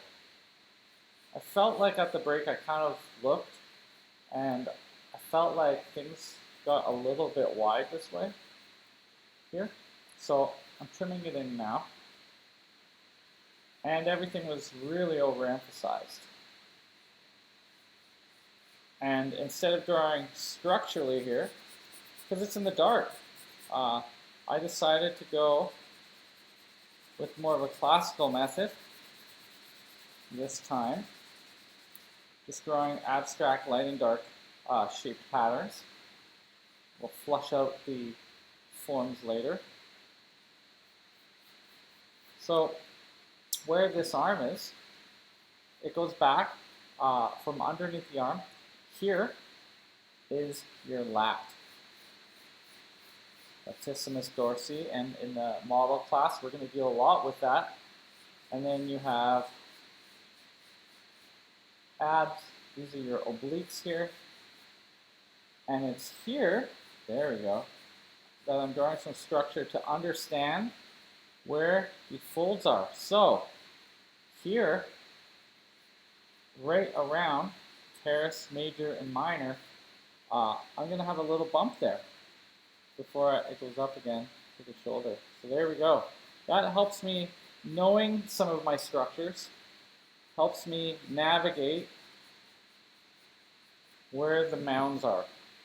It also kind of looks a little bit like we're going to cut them up and eat them. So, I'm not a cannibal.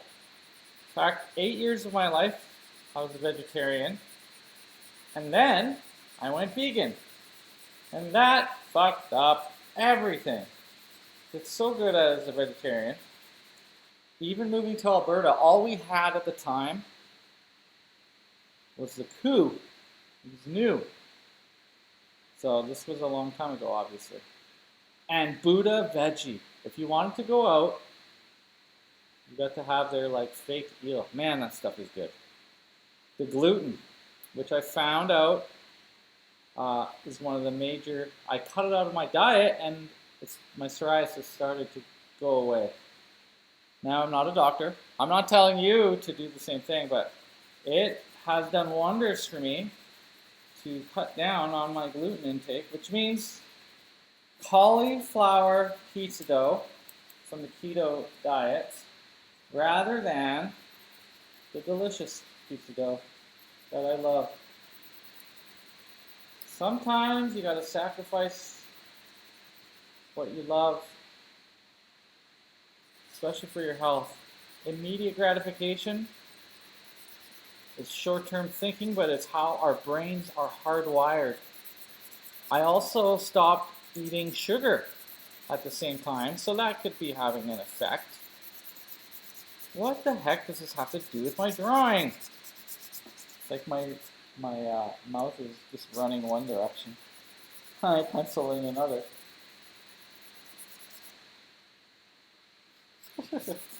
Alright, try not to lean, bunny. Here we go. Now we're starting to see. Too dark, but I'm going to put more material on top. I was mentioning earlier about not having a lot of values in the darks. There we go. So I'm going to just get this little makeup sponge and I'm just going to soften all my darks now.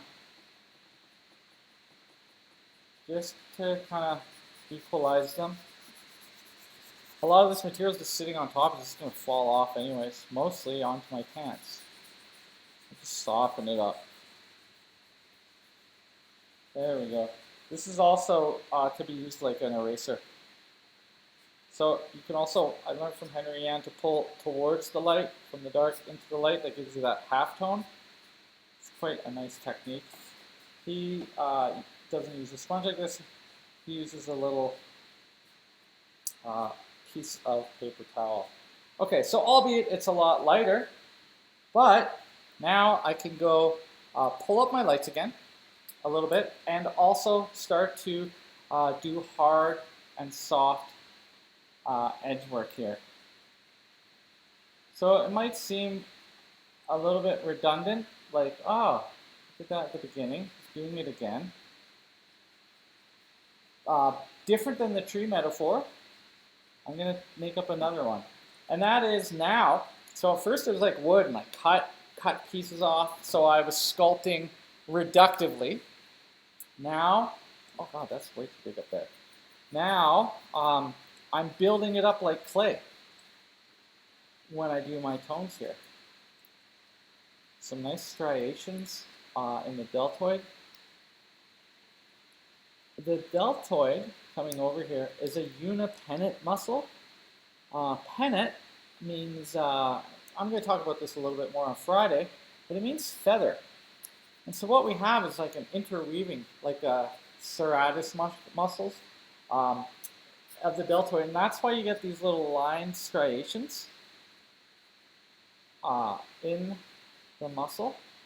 So we can emphasize this a little bit in this case. Because there are these little folds, they look like little feathers when they're singular, but these ones are kind of interwoven together. And I'm going to pull towards, oh, that might have been a bit aggressive, the lights in a halftone to give that look. So up here, I'm just going to, it's a cast shadow. I'm just going to make it a little bit harder edge, so more drawn like a line. And this is just part of our visual language. I feel like telling all of this now, it's going to make me have to close my school down. But, oh well. Then I go on vacation, right? The hard lines, the cast shadows are like deep folds. And then the core, soft. And then the bigger the muscle, like on a leg or something, the softer the turning of the form. And then here, it's a little bit harder. Here, a little bit firmer. So firm is this part of the pencil. Hard, firm, soft. So using all the pencil, which is why we sharpen it this way.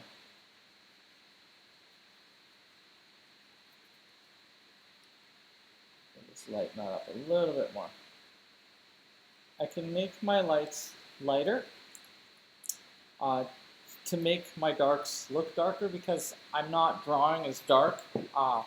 It's nearly black behind him, but I don't have the kind of time to put that all in, so I just have to say, hey, it's a dark. And then just use some line to explain overlap. So I'm just taking my time, just being really accurate with how I draw my line, turning my wrist. Here it softens out, so I'm not going to draw as much of a line. But that allows me to think that it's darker. And then there's a little bit of reflected light along this side of the tricep. So in order to make it seem lighter, I just put a dark beside it or a dark on this side. So I don't erase out. Some people do erase out, but I find that that flattens the artwork because what you're doing when you erase out in the dark is you're now making the dark, the lightest dark, reflected light is not light. It's still dark. And so it needs to remain toned. Here, there's a little tendon along the elbow. So I'm going to create a hard edge with that. So the tip. Just the tip, girls. Guys, you can learn from that too.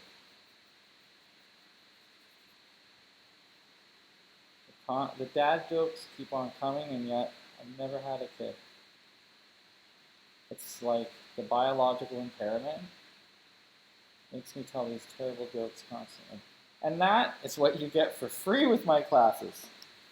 Hopefully it makes it memorable. Now, the forearm is kind of in front of the bicep, so I'm going to curve the line this way. If the bicep was more in front of the forearm, like if the forearm was back, I would curve the line this way. So even the direction you choose for your lines to appear tells a lot of the story to the viewer. So having a line here is more because I want to not box it in, but I want to bring this arm forward and overlap, one of our wonderful Renaissance words at the atelier. Overlap does that. So by doing a line there, even though it's not a cast shadow, it sends that dark further back. Whereas here, hard edge, but then it softens as it turns along under the armpit. So it goes hard and then soft. So you can use a little bit of a halftone here. So I'm drawing the direction of the turning of the form. Okay, there we go.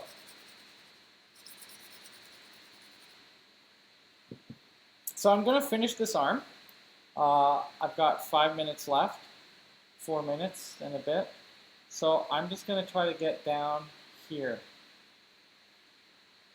The process of the ulna, little round nodule there, and pull up.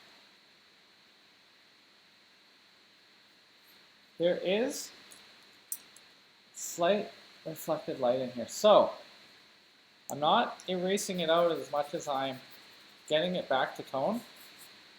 Then I will increase the core shadow, and that will make it appear brighter. And then I'm going to draw the skin that's touching the leg, just here, and separating the cast shadow below. There's a lot going on in that little part. But here, as the cast shadow turns the form of the leg, it blends into the arm, and it becomes a lost edge here. So I've got straight and curves, hard and soft, light and dark, and all these things pieced and puzzled together make something look interesting. At least I think so. I could be wrong. I don't know what they're teaching at that art school anymore, or any of them for that matter. I just teach what I know to the best of my ability, and I'm still learning a lot as I go. You learn a lot Also, I'm talking out loud while you're drawing, turns out. Makes me feel like I don't have any friends though. The knee, to make it come out, hard line. Hard, our hard edges here. Just for our overlap. So here, if I draw that little bit of flesh under the arm, it's to separate it from the background this time. And a really good exercise for understanding these things is just drawing the basic shapes. Sometimes in my classes I would hear groaning when those things came out, but you know, I didn't buy them for no reason. Some of those shapes are $70 or more each. It's like, oh, groaning. I did it for you. Sure. Maybe I could just draw those shapes the rest of my life. You get good at them. I am working on some more videos for this Atelier Artista YouTube for you guys' education. So there will be some shape stuff coming up, especially the cylinder, because right now I'm drawing the cylinder. Cylinder down his arm. There's that little vein there. That adds a lot. It gives the illusion that I have done a lot more work in this drawing.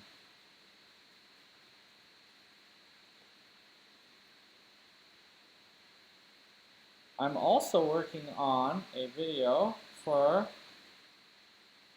a school that asked me to pep up their kids a little bit.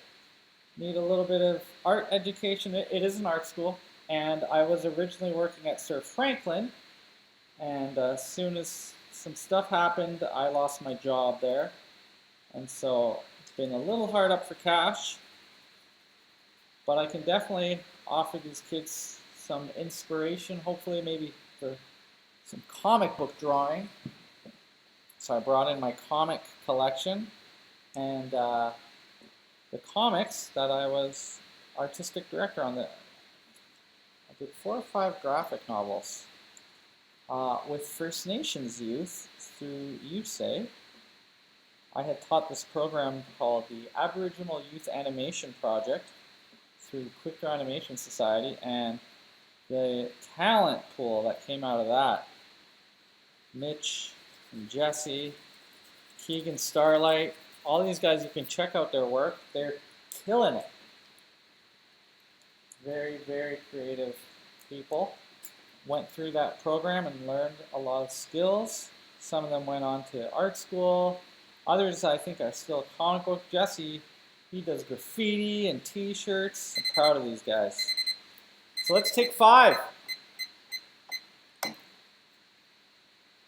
So I think you can kind of see what's going on. This area here has been my favorite area so far. Okay, cheating here. I will come back. So it's like that, the first step again, just lightening some areas up. But I'm going to actually take the 5 because it wouldn't be fair if I didn't.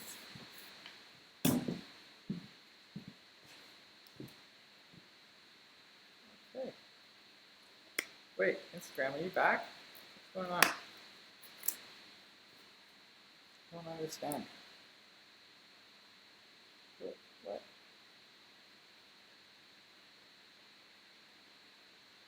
I don't know. Is it actually shooting? Wait. Here. Live.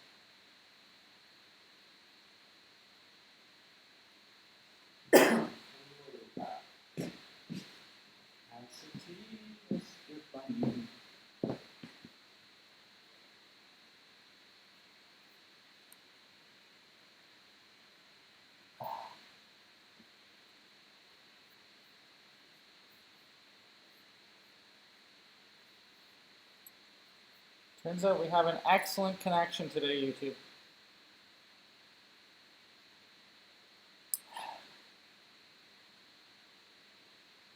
Could use some more comments. Just Leah.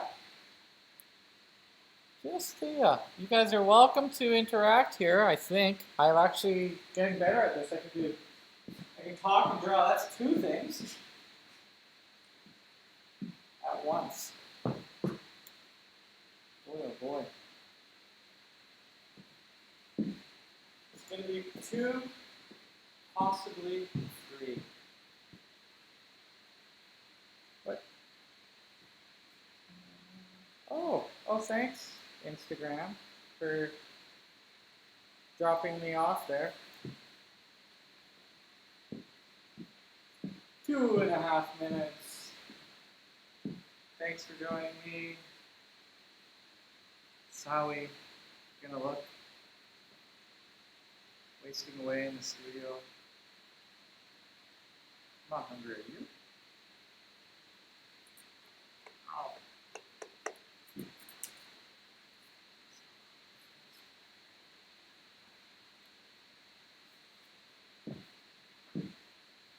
Take a mental break. Step back from your work if you can. Have some tea. Take a pee. Who's drawing? Carla, I know you're out there drawing. I can't wait to see your drawing if you're following along doing the same guy or not. Robin, Dave, thank you guys.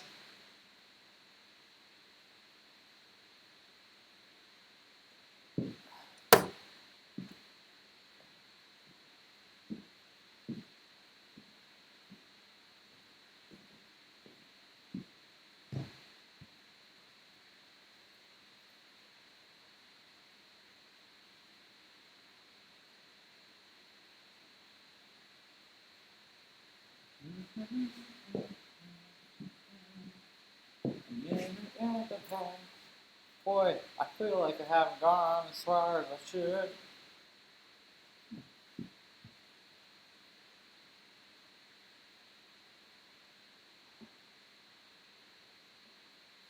What's going on?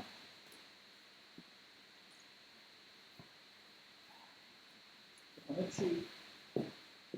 Drop it in the break. Breaks it for that now.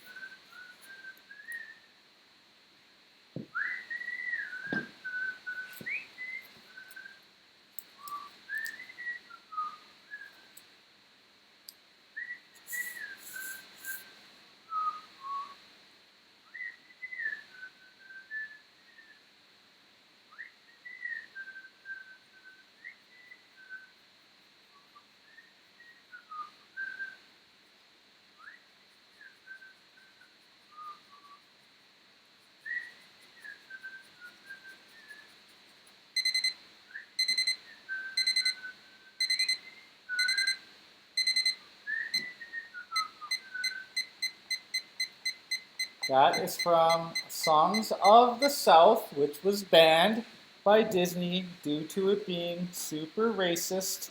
But that cartoon had Zippity Doo-Dah, and it was one of the first records I owned on my Mickey Mouse record player. All right, nice segue, Bunny. Let's get going because I'm running out of time. So now I've wasted it. Been doing a lot of talking. I'm just going to start pulling the dark towards the light and getting into some halftone work as well. Still following the shapes, getting some of the bed bug line in there. But I need to start building stuff up because I haven't touched the face, and maybe I've just been a little nervous today. A little bit rusty, haven't been drawing since Friday. And you know what? Yeah, it's not really like riding a bike. You need to keep this thing going. If you're not practicing, how do you expect to get better, honestly? Don't make me talk about the athletes again. It doesn't just come back, you know? Maybe the knowledge is there, but you gotta keep working it. Oh, eraser, not touching myself. All right.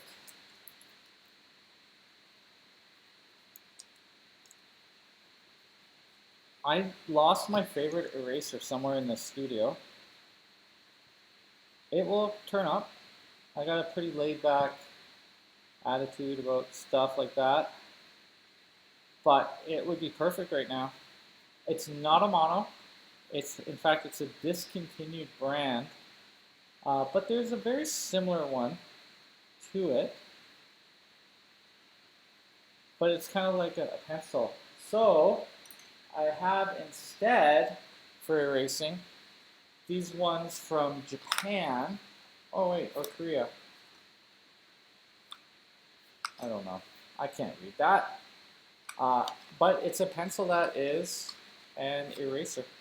So you sharpen it just like a pencil, and then you can erase out the little lines, which are going to be very useful because there are some places that have veins. So this is just an example of one. So I erase the vein out, then it's too white, and then I rub my finger back over it.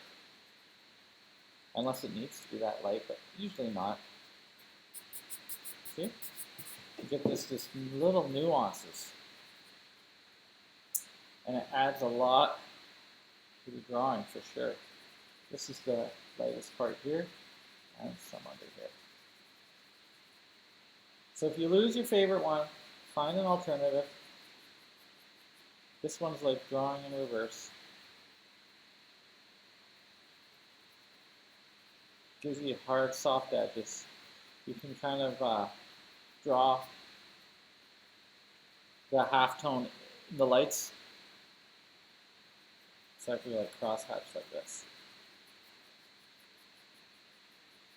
So instead of pulling the darks towards the light, I can pull the light towards the dark. Okay. Vein going down there. If I had more time, I would put more detail, but gotta get cooking here.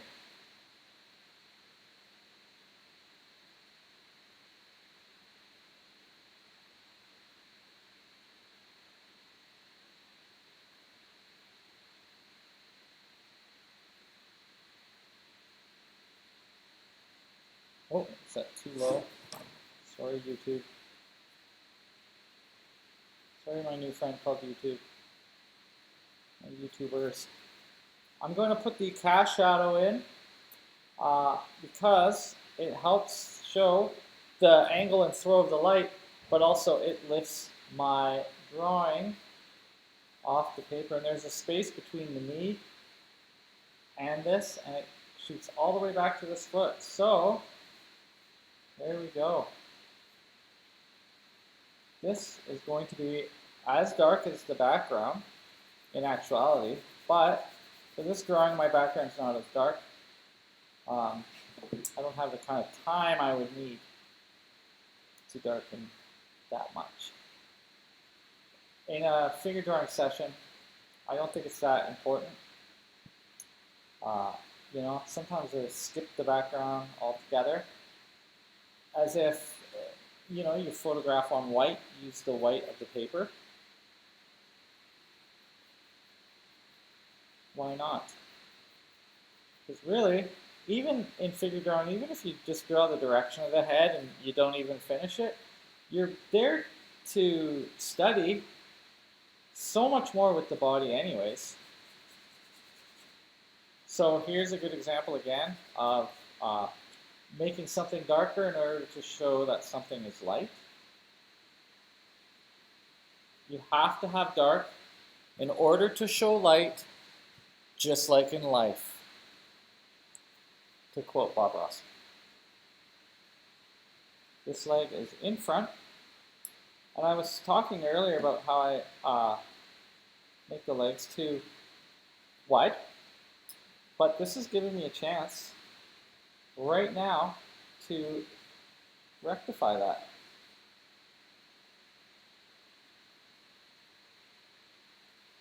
It said rectify.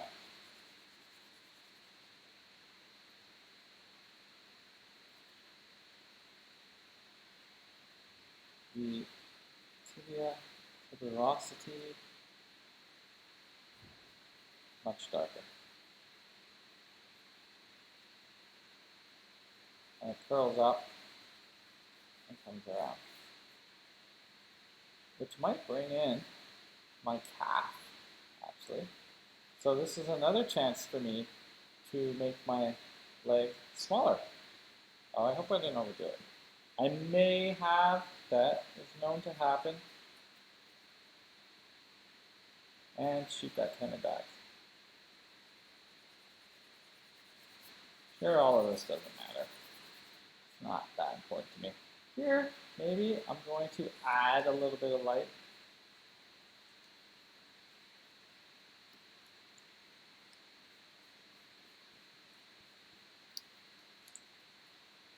This is really sticky on these gloves.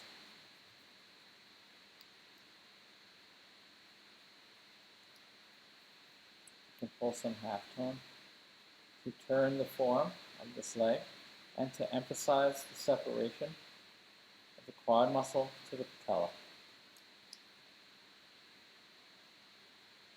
And also, harder edge, calf shadow. And then outside of the leg will be dark. So, I mean, that's all there is to that area. That knee is pretty much done. Maybe gotta intensify this vein here. So the vein has a core shadow and a calf shadow, but also we're going to do a little cross hatching, a little feather cross hatching up to the fingers here. It's the fingers.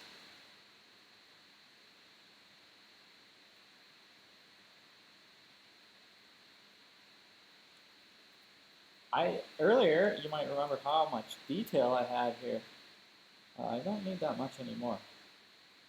I realized it was too distracting. Sometimes I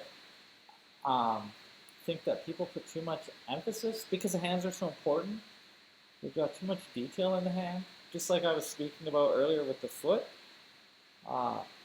Maybe leave a little to the imagination. Leave a little. I'm going to put a slight, not erasing out for a light, but lightening it just ever so slightly so that I can put dark back on top. That way I get myself some bearings for where the outer edge is. Because rather than making that shape really, really dark, as I should, I don't want to sit and color this black for an hour. So I'm just going to do it by lightening beside it and giving myself a little bit harder edge. So this is reflected light, but it's not a light. So I'm just going to put some more tone on it. Oh boy, the hand. This is a little bit of a danger area because it's so long and actually such a weird shape. The nail of the thumb is the brightest part.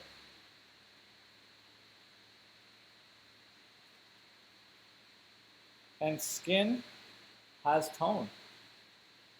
It's not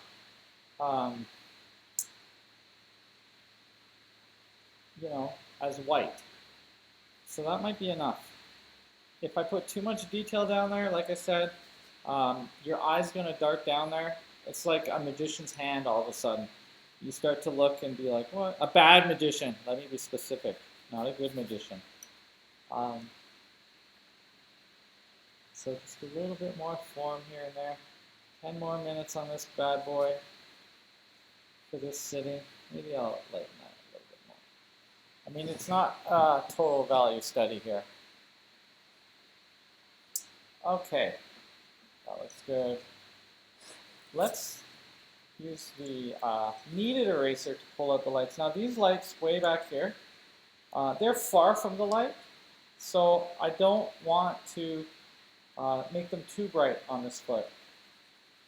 I'll just make the foot a little bit darker and just leave it drawn structurally like that. Sometimes it's nice to have a little reveal how you did it. You know, a human drew this, not a machine. Cat shadow. So this is my darkest dark in the case of this drawing. And it's really going to help things pop. The background, once again, should be the blackest black I can make. Maybe on a break I'll waste one of these expensive $4 pencils, but I doubt it. I don't think it's necessary. You got to choose your battles.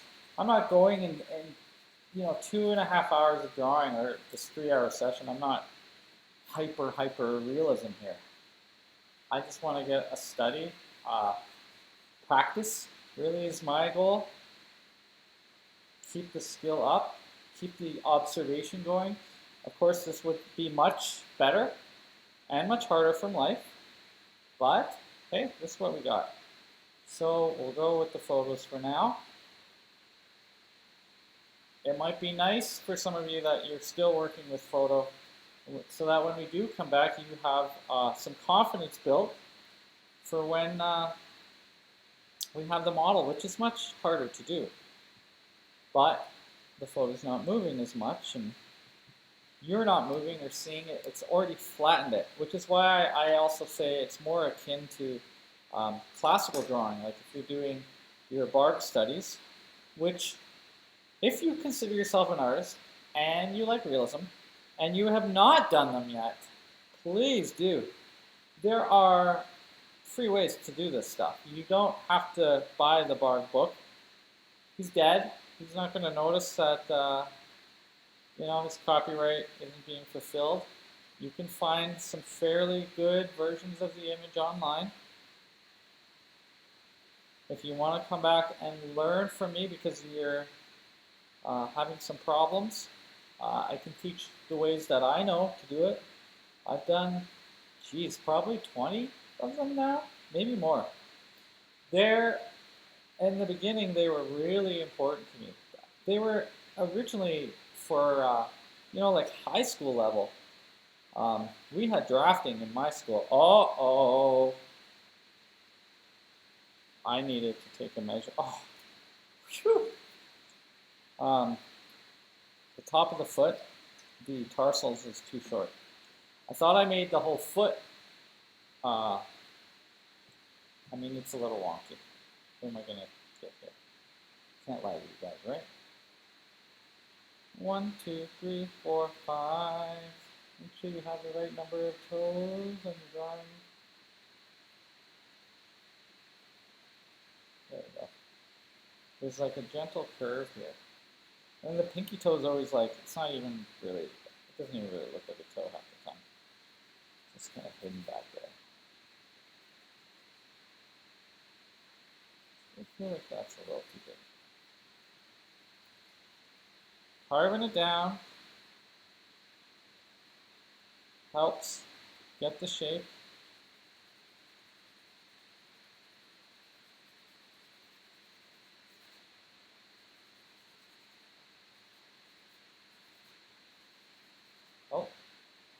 Contact.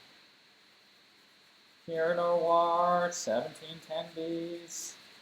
I have 2Bs and 3Bs, but because the quality went down, I don't recommend them. They will break every time you sharpen them. Unless you've got a gentle touch, I can get a pretty good sharpen out of them, but I wouldn't waste your money. Okay, that looks good. Just a couple little hits here and there. I also like to draw a hard edge around things that are hard. So the heel, the elbow, right, where the landmarks, right, where the bone is surfacing, sometimes the acromion process. Reminds me, I should intensify some of our landmarks here. They're good to learn. And I'll just darken this all a little bit more. There are 4 minutes, and rather than jump into the face, which I have reserved for the next session, I'm just going to go pick out some more of those darks. Just while I'm here. I'm squinting my eyes as well. Figuring out, I made that a little too light. There is a light there, but it's not that bright.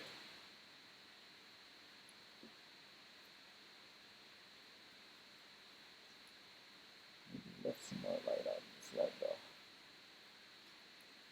Like this arm's way too light. If I squint my eyes, it's not that light, right? It's tan from the light, but also this is too intense here. Maybe I'll just darken that. So I can go and be picky about this kind of stuff. Geez, 3 minutes? I might be able to get this head done. Am I kidding? Why was I waiting? It's so easy. So I like to use my pencil long ways and scratch the texture of the direction of the form and the hair, like this. It makes it look like you drew like, with your hand down how we're used to drawing or writing. And I'm turning the pencil all the while. So the lines are thicker and thinner, but it gives the impression of the turning of the hair. Yeah, I would call it texturing because I already have the tone and the value that I need. But now I'm just running my pencil to be all the dark folds between the hair. And it looks like you do, it gets you a far away for very little work. And all the while I'm sharpening my pencil while I'm doing it. It's like 2 birds, 1 stone kind of thing.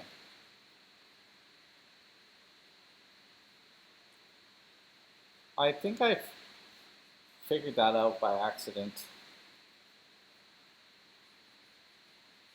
Like a lot of things. You could read all the books in the world, but it wouldn't make you a good painter. You actually have to do the thing. You actually have to paint. If you read books on cabinetry, it doesn't make you a carpenter. To be an artist, I guess some types of artists conceptual artists can just read books.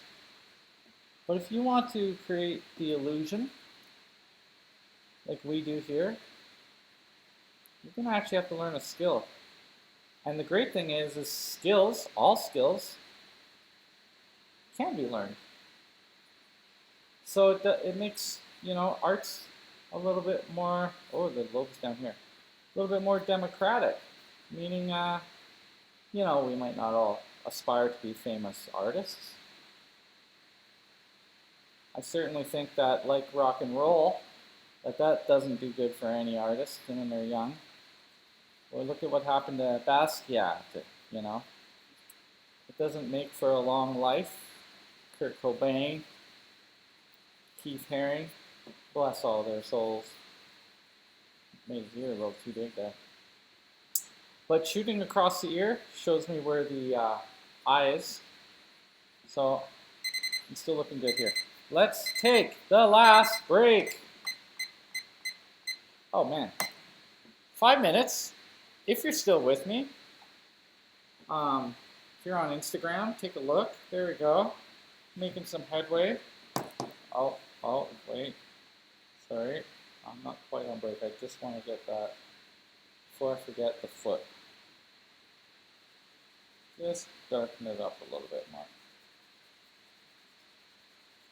Not enough contrast there. Okay. Good enough for now. 5 minutes. This will be it for the end. And special today, hey, I'm waving at y'all. Special today is I'm going to put it up on the board beside the reference material. And hey, I'm going to critique my own work today. So if you're listening, and you're one of those people up on YouTube, At the end, after 20 minutes, I'm going to put it up beside the TV and compare it. And we can look and we can see where I've made mistakes and measure. It's good to be brutally honest with yourself. That's how you get better. And you can watch me rip myself a new hole. Artists are, tend to be their own worst judges, but I'm doing it in a very literal sense. So we'll look for proportions. I can already tell my foot's gone off, but let's see. Oh, the arm's too long. We'll look at where the distortions are, so that next time we can improve them. And you can do yours at home the same way.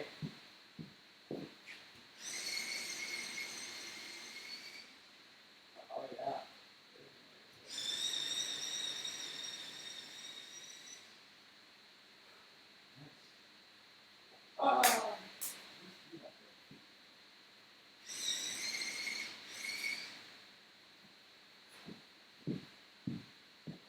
Damn, I see it now.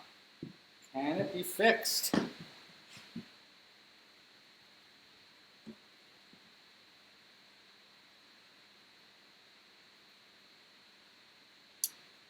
It's a little long.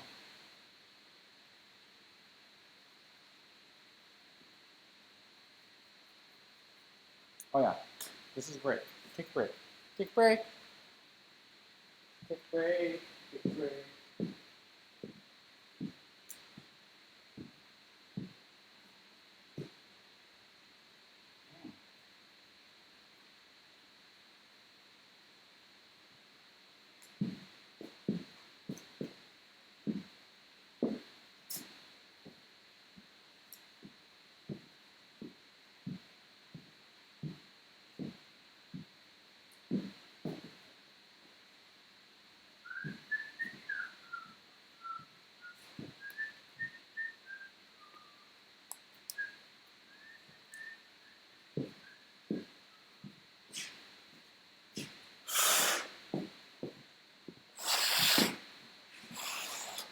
Yeah, these are so gross.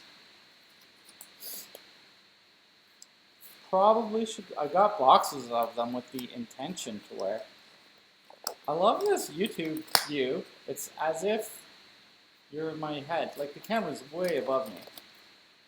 But it looks like my arms are coming out, and that's what I see. It is not what I see at all, but it's a lot closer. Plus, what I see on the screen for YouTube is 30 seconds later. And I see there's some concurrent viewers. Thank you guys for viewing, for joining me.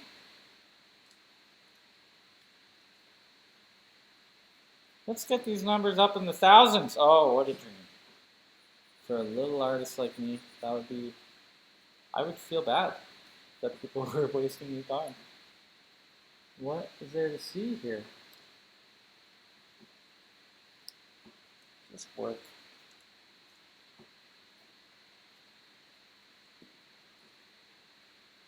Hmm.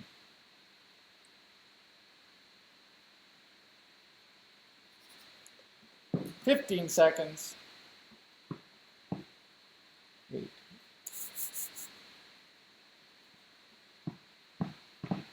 Whoa, that's what my hair looks like.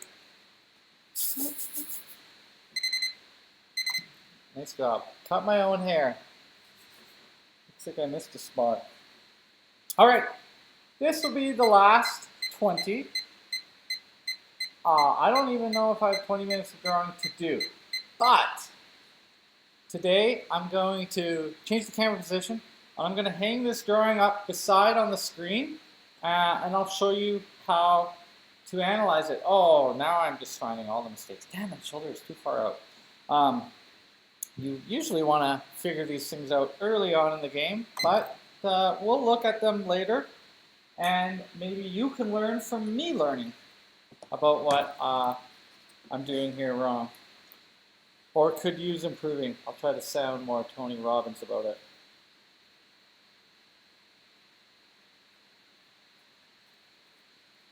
So on this forearm, I'm doing a little cross-hatching in a way to cross contour against the turning of the forearm.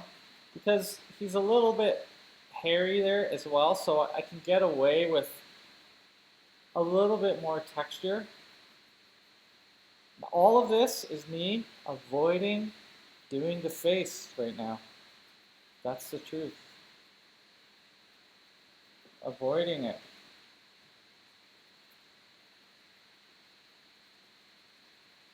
I'm gonna make this a little bit lighter. It's, I know it's actually darker, but there's a lot of dark going on here. So, figure it can't hurt to have a little bit more light.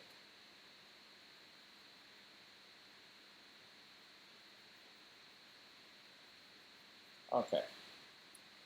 Shall we to the face? Okay. From the hole in the ear, I'm just going to bring the eye across here. Can't see much. This angle is actually pretty close to one that you have to draw in the bark. Just a little bit tilted.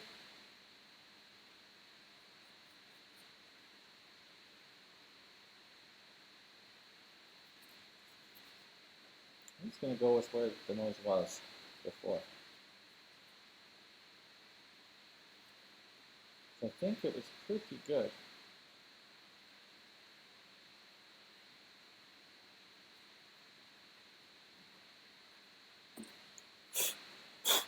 Okay.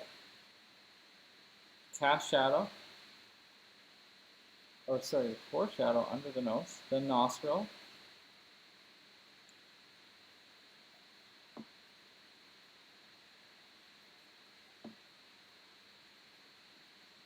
Ryan's got like a kind of a Roman nose, so I'm just going to emphasize that a little bit more there.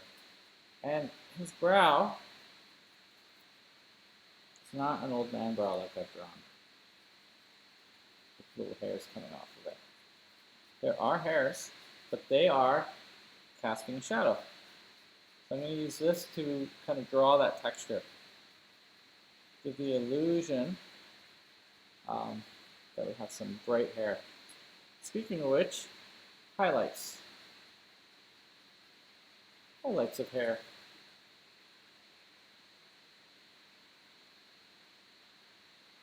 It's good to group them together rather than draw spaghetti hair. You know, every line.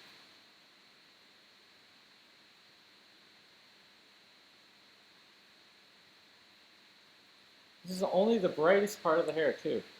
So as the hair turns, it's not as bright.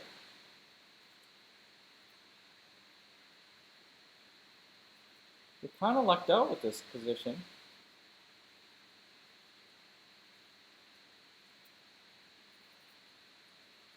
In that we actually don't even have to draw any face. Draw some hair. I don't know if that makes it harder or not. Nose. Philtrum. Lip. It's quite a high angle here from this degree.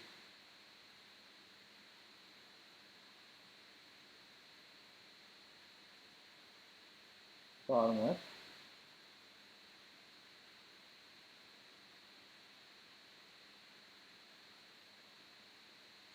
Flat. Nice big chin.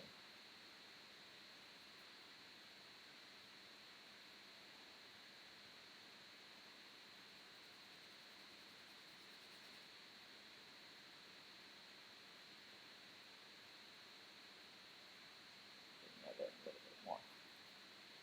He looks a little Chairman Mao-ish here.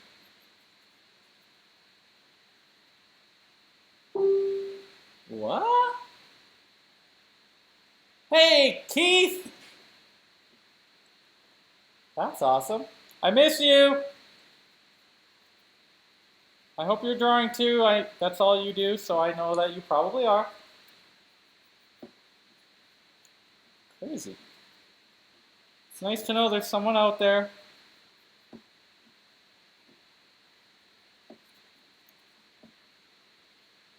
Well, that made my night.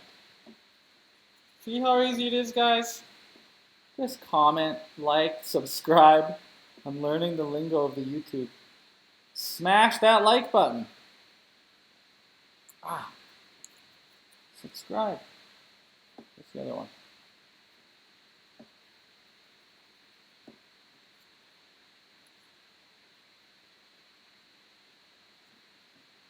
I do this nose too good.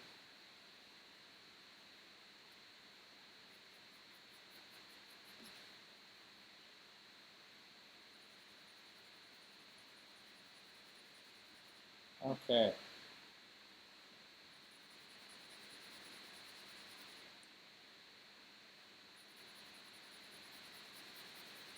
This paper is scratched.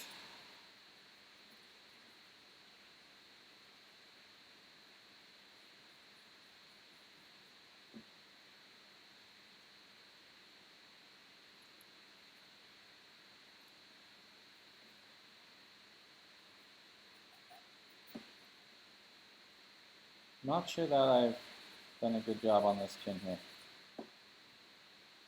Think it's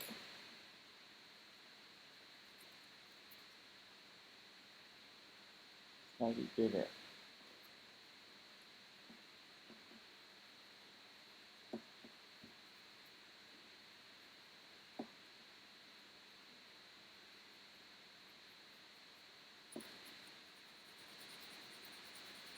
So I'm going to leave that little bit of highlighty bit there.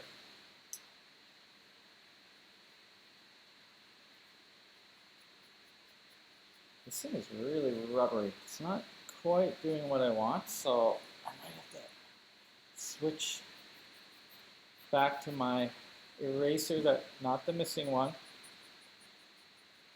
Patches of hair. Don't forget to squint. Squint, squint, squint. Squint, squint, squint, squint, squint. So I can now just intensify. I got 12 minutes. So where's my time best put? Well, I'm going to just dance around a little bit.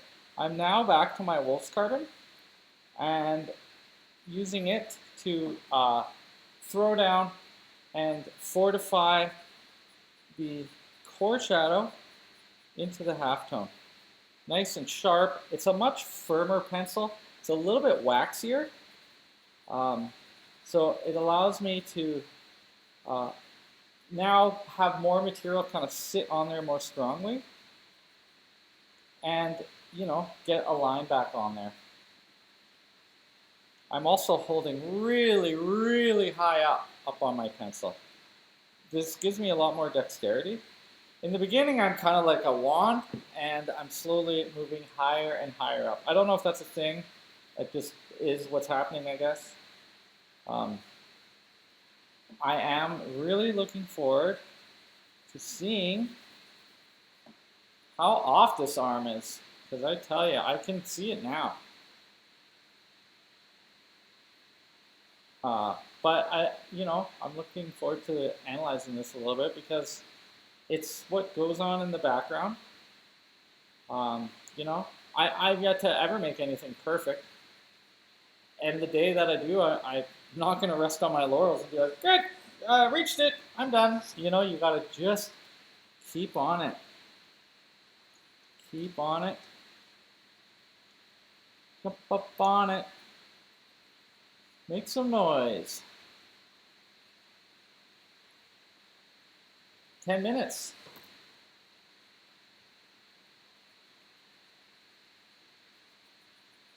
This is a 2 by feel. Oh yeah, I guess a 2B. By feel, it's a 2B. So as you're moving up, if you're using pencils, this is going towards H, right? You can draw lighter, more hard to intensify, pressing it, being a little bit softer as you pull things across. Like I'm just doing things now that it's like detailing, I guess. When you're painting, you know, you'd be a much finer brush. Not necessarily a stiffer brush, probably more liquidy paint actually. Uh, but you have to think that we have these different materials. We should use them. Another thing that I could do is I could get out some white chalk and go brighter with that. But I'm not going to today, I don't think. It might get a little murky if I do. Just picking places where there could be some improvements.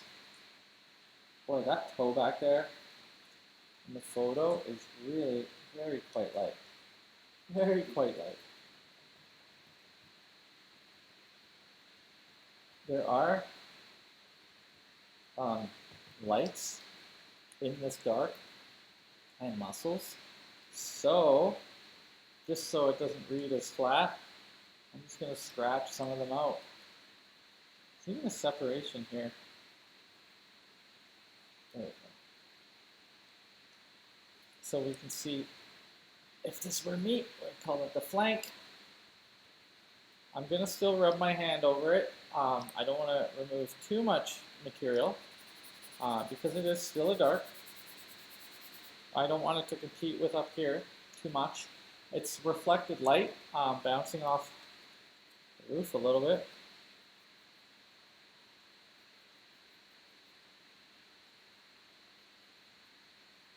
So now I'm really using the point here. There's a whole bunch of folds under the armpit here, so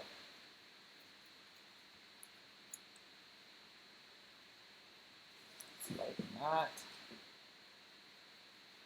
Like that. I'm going to focus a little bit too on I squint my eyes and wonder what can be a lost edge, and then just run my pencil across it, obliterating it. Here it's a little bit lighter than the background, so maybe I'll go a gradient dark to light and then strengthen that background darkness. This could also be some areas. It should be soft here, but maybe harder here. Soft here, harder here. Just undulating around. Technical term, undulating. Undulating hard and light. They let me out sometimes. I thought I was going to get smarter as I got older, but I guess not. I'm happy that I don't say as many stupid things. And I think my dad jokes are funny. So that's something. My kids will hate me. This back leg, it's like so dark. So let's make it darker. That will help propel this leg forward a little bit. It really does blend into the background. So it might be wise, 6 minutes, all right, to just go back to something a little softer and darker like the Conte, because it's a lot easier to get the darks in. I mean, you can probably see that if you're at home doing this and you try it, you'll know what I'm talking about. Foreshadow crossing the cast. Just a little bit more there. Okay, probably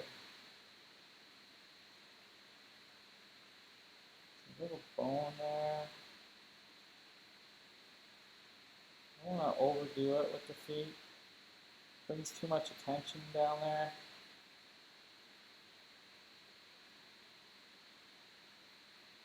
Didn't really finish this hand either.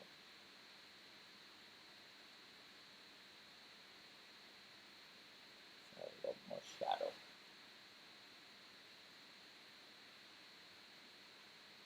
That wrist, I can go hard, there to there. I can also lighten this side a little bit. And then instead of drawing that way, draw the form this way.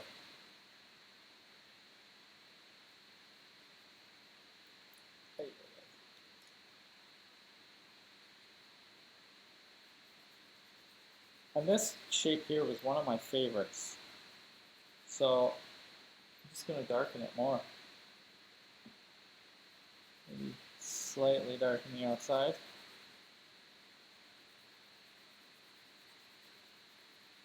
At least it's a lot smoother. This piece of newsprint is probably 15 cents to 30 cents.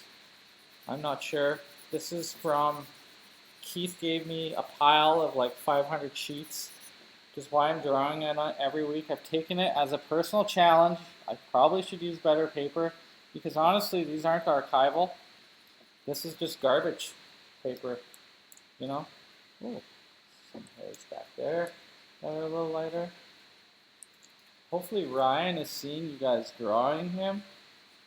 Models like to know that they are being used up. Oh my god. I just said that. Just muse them up.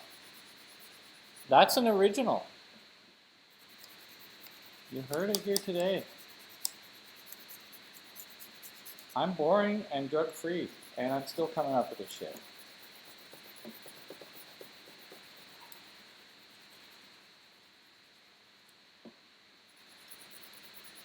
Minutes.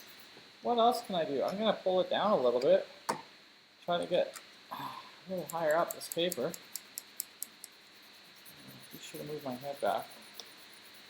I think this is going to be interesting compared to the others that I've been doing. The style's a little bit different.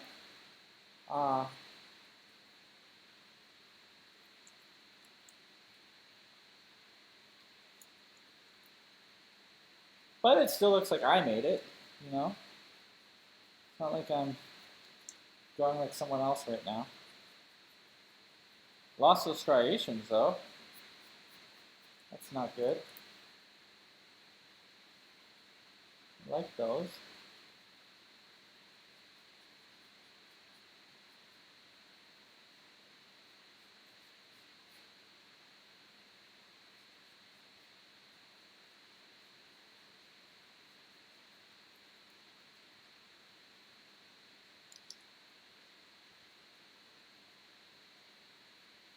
Still squinting down to see the difference between my halftones. I got 2 minutes left. I'm going to stop it right at that time. I'm going to move this camera so y'all can see what's the reference and all that jazz. And then we can rip it apart a little bit. I'm thinking down the road to get some of the wonderful teachers we have here. Keith, Luke, Bobby, Cam, Jeff. Holy smokes, we got a team of not working professionals right now. To offer some sort of critique camp or something. We'll see what we can do this summer. My goal was to launch something, but if it's still going this way, I don't want to have to refund a bunch of money, you know what I mean? I'd rather not take the risk and put the effort out and then, you know, it costs me every time I have to give a refund.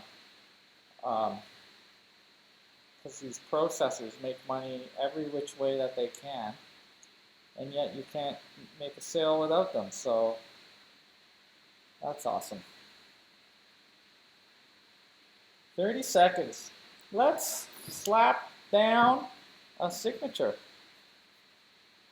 Well, now watch carefully how to do this so that you can sign your work. Artista. Day is it? April? I think the 22nd. It's hard to know anymore. 2020 at Atelier Artista. Hey! Oh, unbelievable. Broke another one. It's just been one of those days. So, just wait a second. I don't know how I got so far up there. It's not quite 9 o'clock. I am going to tape this up beside my screen, and then we will rip and tear. these gloves are done, Dr. Bunny. And I will, how am I going to move this camera? Let's see. Here we go, YouTube. Ah. There is the screen. Oh, come on. Instagram, you are a pain in my ass. Okay. Okay. Are we going or what? What's going on here?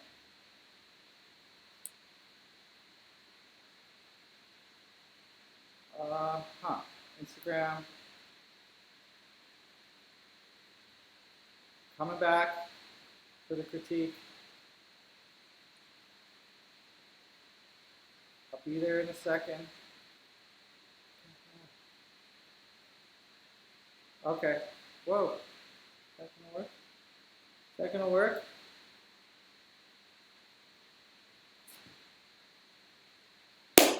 All right.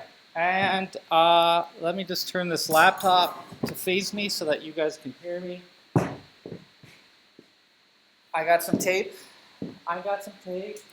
We're gonna rip a hole in this piece. When I went to art school and stuff, and any workshop I've done, only your friends are just brutal. So the great thing, oh my God, about having artistic friends that you can be honest with, you know, if you're really wanting to get better together, we should be able to hold. It's not terrible. So I just want to, I got to step back and look at this for a minute. Hey guys, I am analyzing my drawing compared to, this is way different than when, that's surprisingly accurate. In terms of the size, I made his head a little too small. So some of the parts that were bothering me that I want to look at, I might need a screen to see. I had a lot of trouble. I had shifted his head a lot. I feel like my head is still too small. It should probably be lower. Okay, lower, that'll work. Let's try something here. I don't know if this is going to work. It's a little hard to see. If I line this bad boy up. Maybe it's a little crooked. Let's try this. Okay. Human being, drawing, measuring. This wasn't site size, so I wasn't actually taking a measurement, but fairly accurate. Okay. Let's see if I can do this. So the thing that was bothering me was this arm. Now I didn't mean to draw him the same size, so things are a little bit different. Damn. Okay. The butt's where I want it. You guys saw me move it in and out. It's lining up. Let's see about the foot.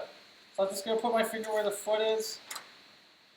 Pretty close. Pretty close. What about this foot? Now my foot's longer and flatter. I'm going to take the measurement. Shit. That's pretty good. I'm a little bit wider, a little bit flatter. And remember how fat I made my leg? It's about the same. Okay, so I'm not hating myself. Now, that being said, to be fair, this is from a photo. And it's a lot easier to draw and measure from a photo because you don't have the problem of depth. Now, I mean, if I turn this in black and white, it might be pretty interesting. Let me just take a measure of the head. Like, I don't know, I've got like a hoof happening here. I've got a little too stylistic. Okay, so my hand is shorter. My foot is flatter and longer. I didn't like how this turned out. I feel like this still looks too long to me. This might not be the best way of going about it, but also, you know, if they're lined up, yeah, see? So my head is too low, so he's got more of a hunch in mine. I feel like my arm is straighter, and this arm shoots a little bit more of an angle. This area might be able to be lighter. It's not terrible. I've squared off his arm a lot more, his shoulder, but I mean, it's drawing, right? 2.5 hours. I feel like that was the right amount of time, and I would just be lost noodling about. Even in the beginning, I had wasted some time noodling about. I don't know how stylized you are, or if you're separating your shapes, or if you have 2 or 3 values. I could definitely have a darker background. So if I was to transfer this to painting, it would be a good place to start and to tweak. I'm loving this foot, and I'm loving this hand. I don't care for this foot or this hand. So don't draw a lot of lines or high contrast where you don't want people to look. It looks to me too that my ear is way too high up and over. The space here is off. It should be shifted down a little. But being for yourself, be vigorous. If you have to take a picture or use Photoshop and layer with onion skin, if it's proportions that you're working on, do that. If it's value that you're working on, turn this thing black and white, print it out, hole punch or remove values and test to see if you're getting your lights and your darks in the right place in order to show the form. Other than that, I want to thank you guys for joining me, for possibly drawing along or just listening to me talk or watching what I'm doing. Every time it's a little bit different. I'm not going to lie, like I have a method, I teach away, and then I change it 3 months later. So for you, just keep working through. Maybe something I said really stuck with you or helped you see another way. The reason I bring all this up is I am doing a couple more free classes on Friday. Same YouTube, possibly same Instagram if I can still get a good enough Wi-Fi signal. But we're going to talk about the muscles and how they fit on this particular model, and I'm going to put them onto a skeleton. So I'm trying to show all the modalities of thinking and learning so that you can train yourself in isolation, from books and reference. And then when you come out to these drawing events that we host here, you'll get better and better. It's an up and down. It's a roller coaster. But once again, thank you. I appreciate it so much. Send me your comments. And if you haven't filled out the Atelier Artista, can't even say my own school name. Whoa, I'm tired. But if you haven't filled out that survey, I got about 35 responses. I'd love to get 50 just to get an idea of what people are, what direction they're hoping to see the school go, where I should put my efforts. I'm taking school right now. I'm burning out. I'm still working 15 hours a day, but I'm getting my practice in, and I hope that I can make something better for you guys in the future and that you enjoy the free stuff that I'm giving you guys now. Other than that, I'm going to end the stream. Have a great rest of your night. Ciao. What? You Instagram guys can come out the window. Come out the window with me. Come look at this beautiful view of the city. I'm going to stand on the desk. One person's watching. It's worth it. Look at that. Look at that city. I'm going to snap a shot while I'm here. It's so beautiful.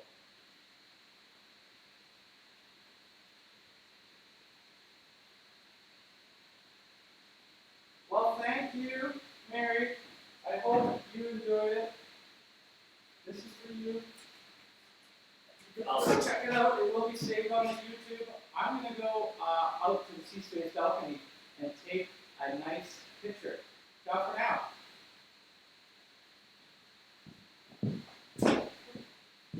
There it is.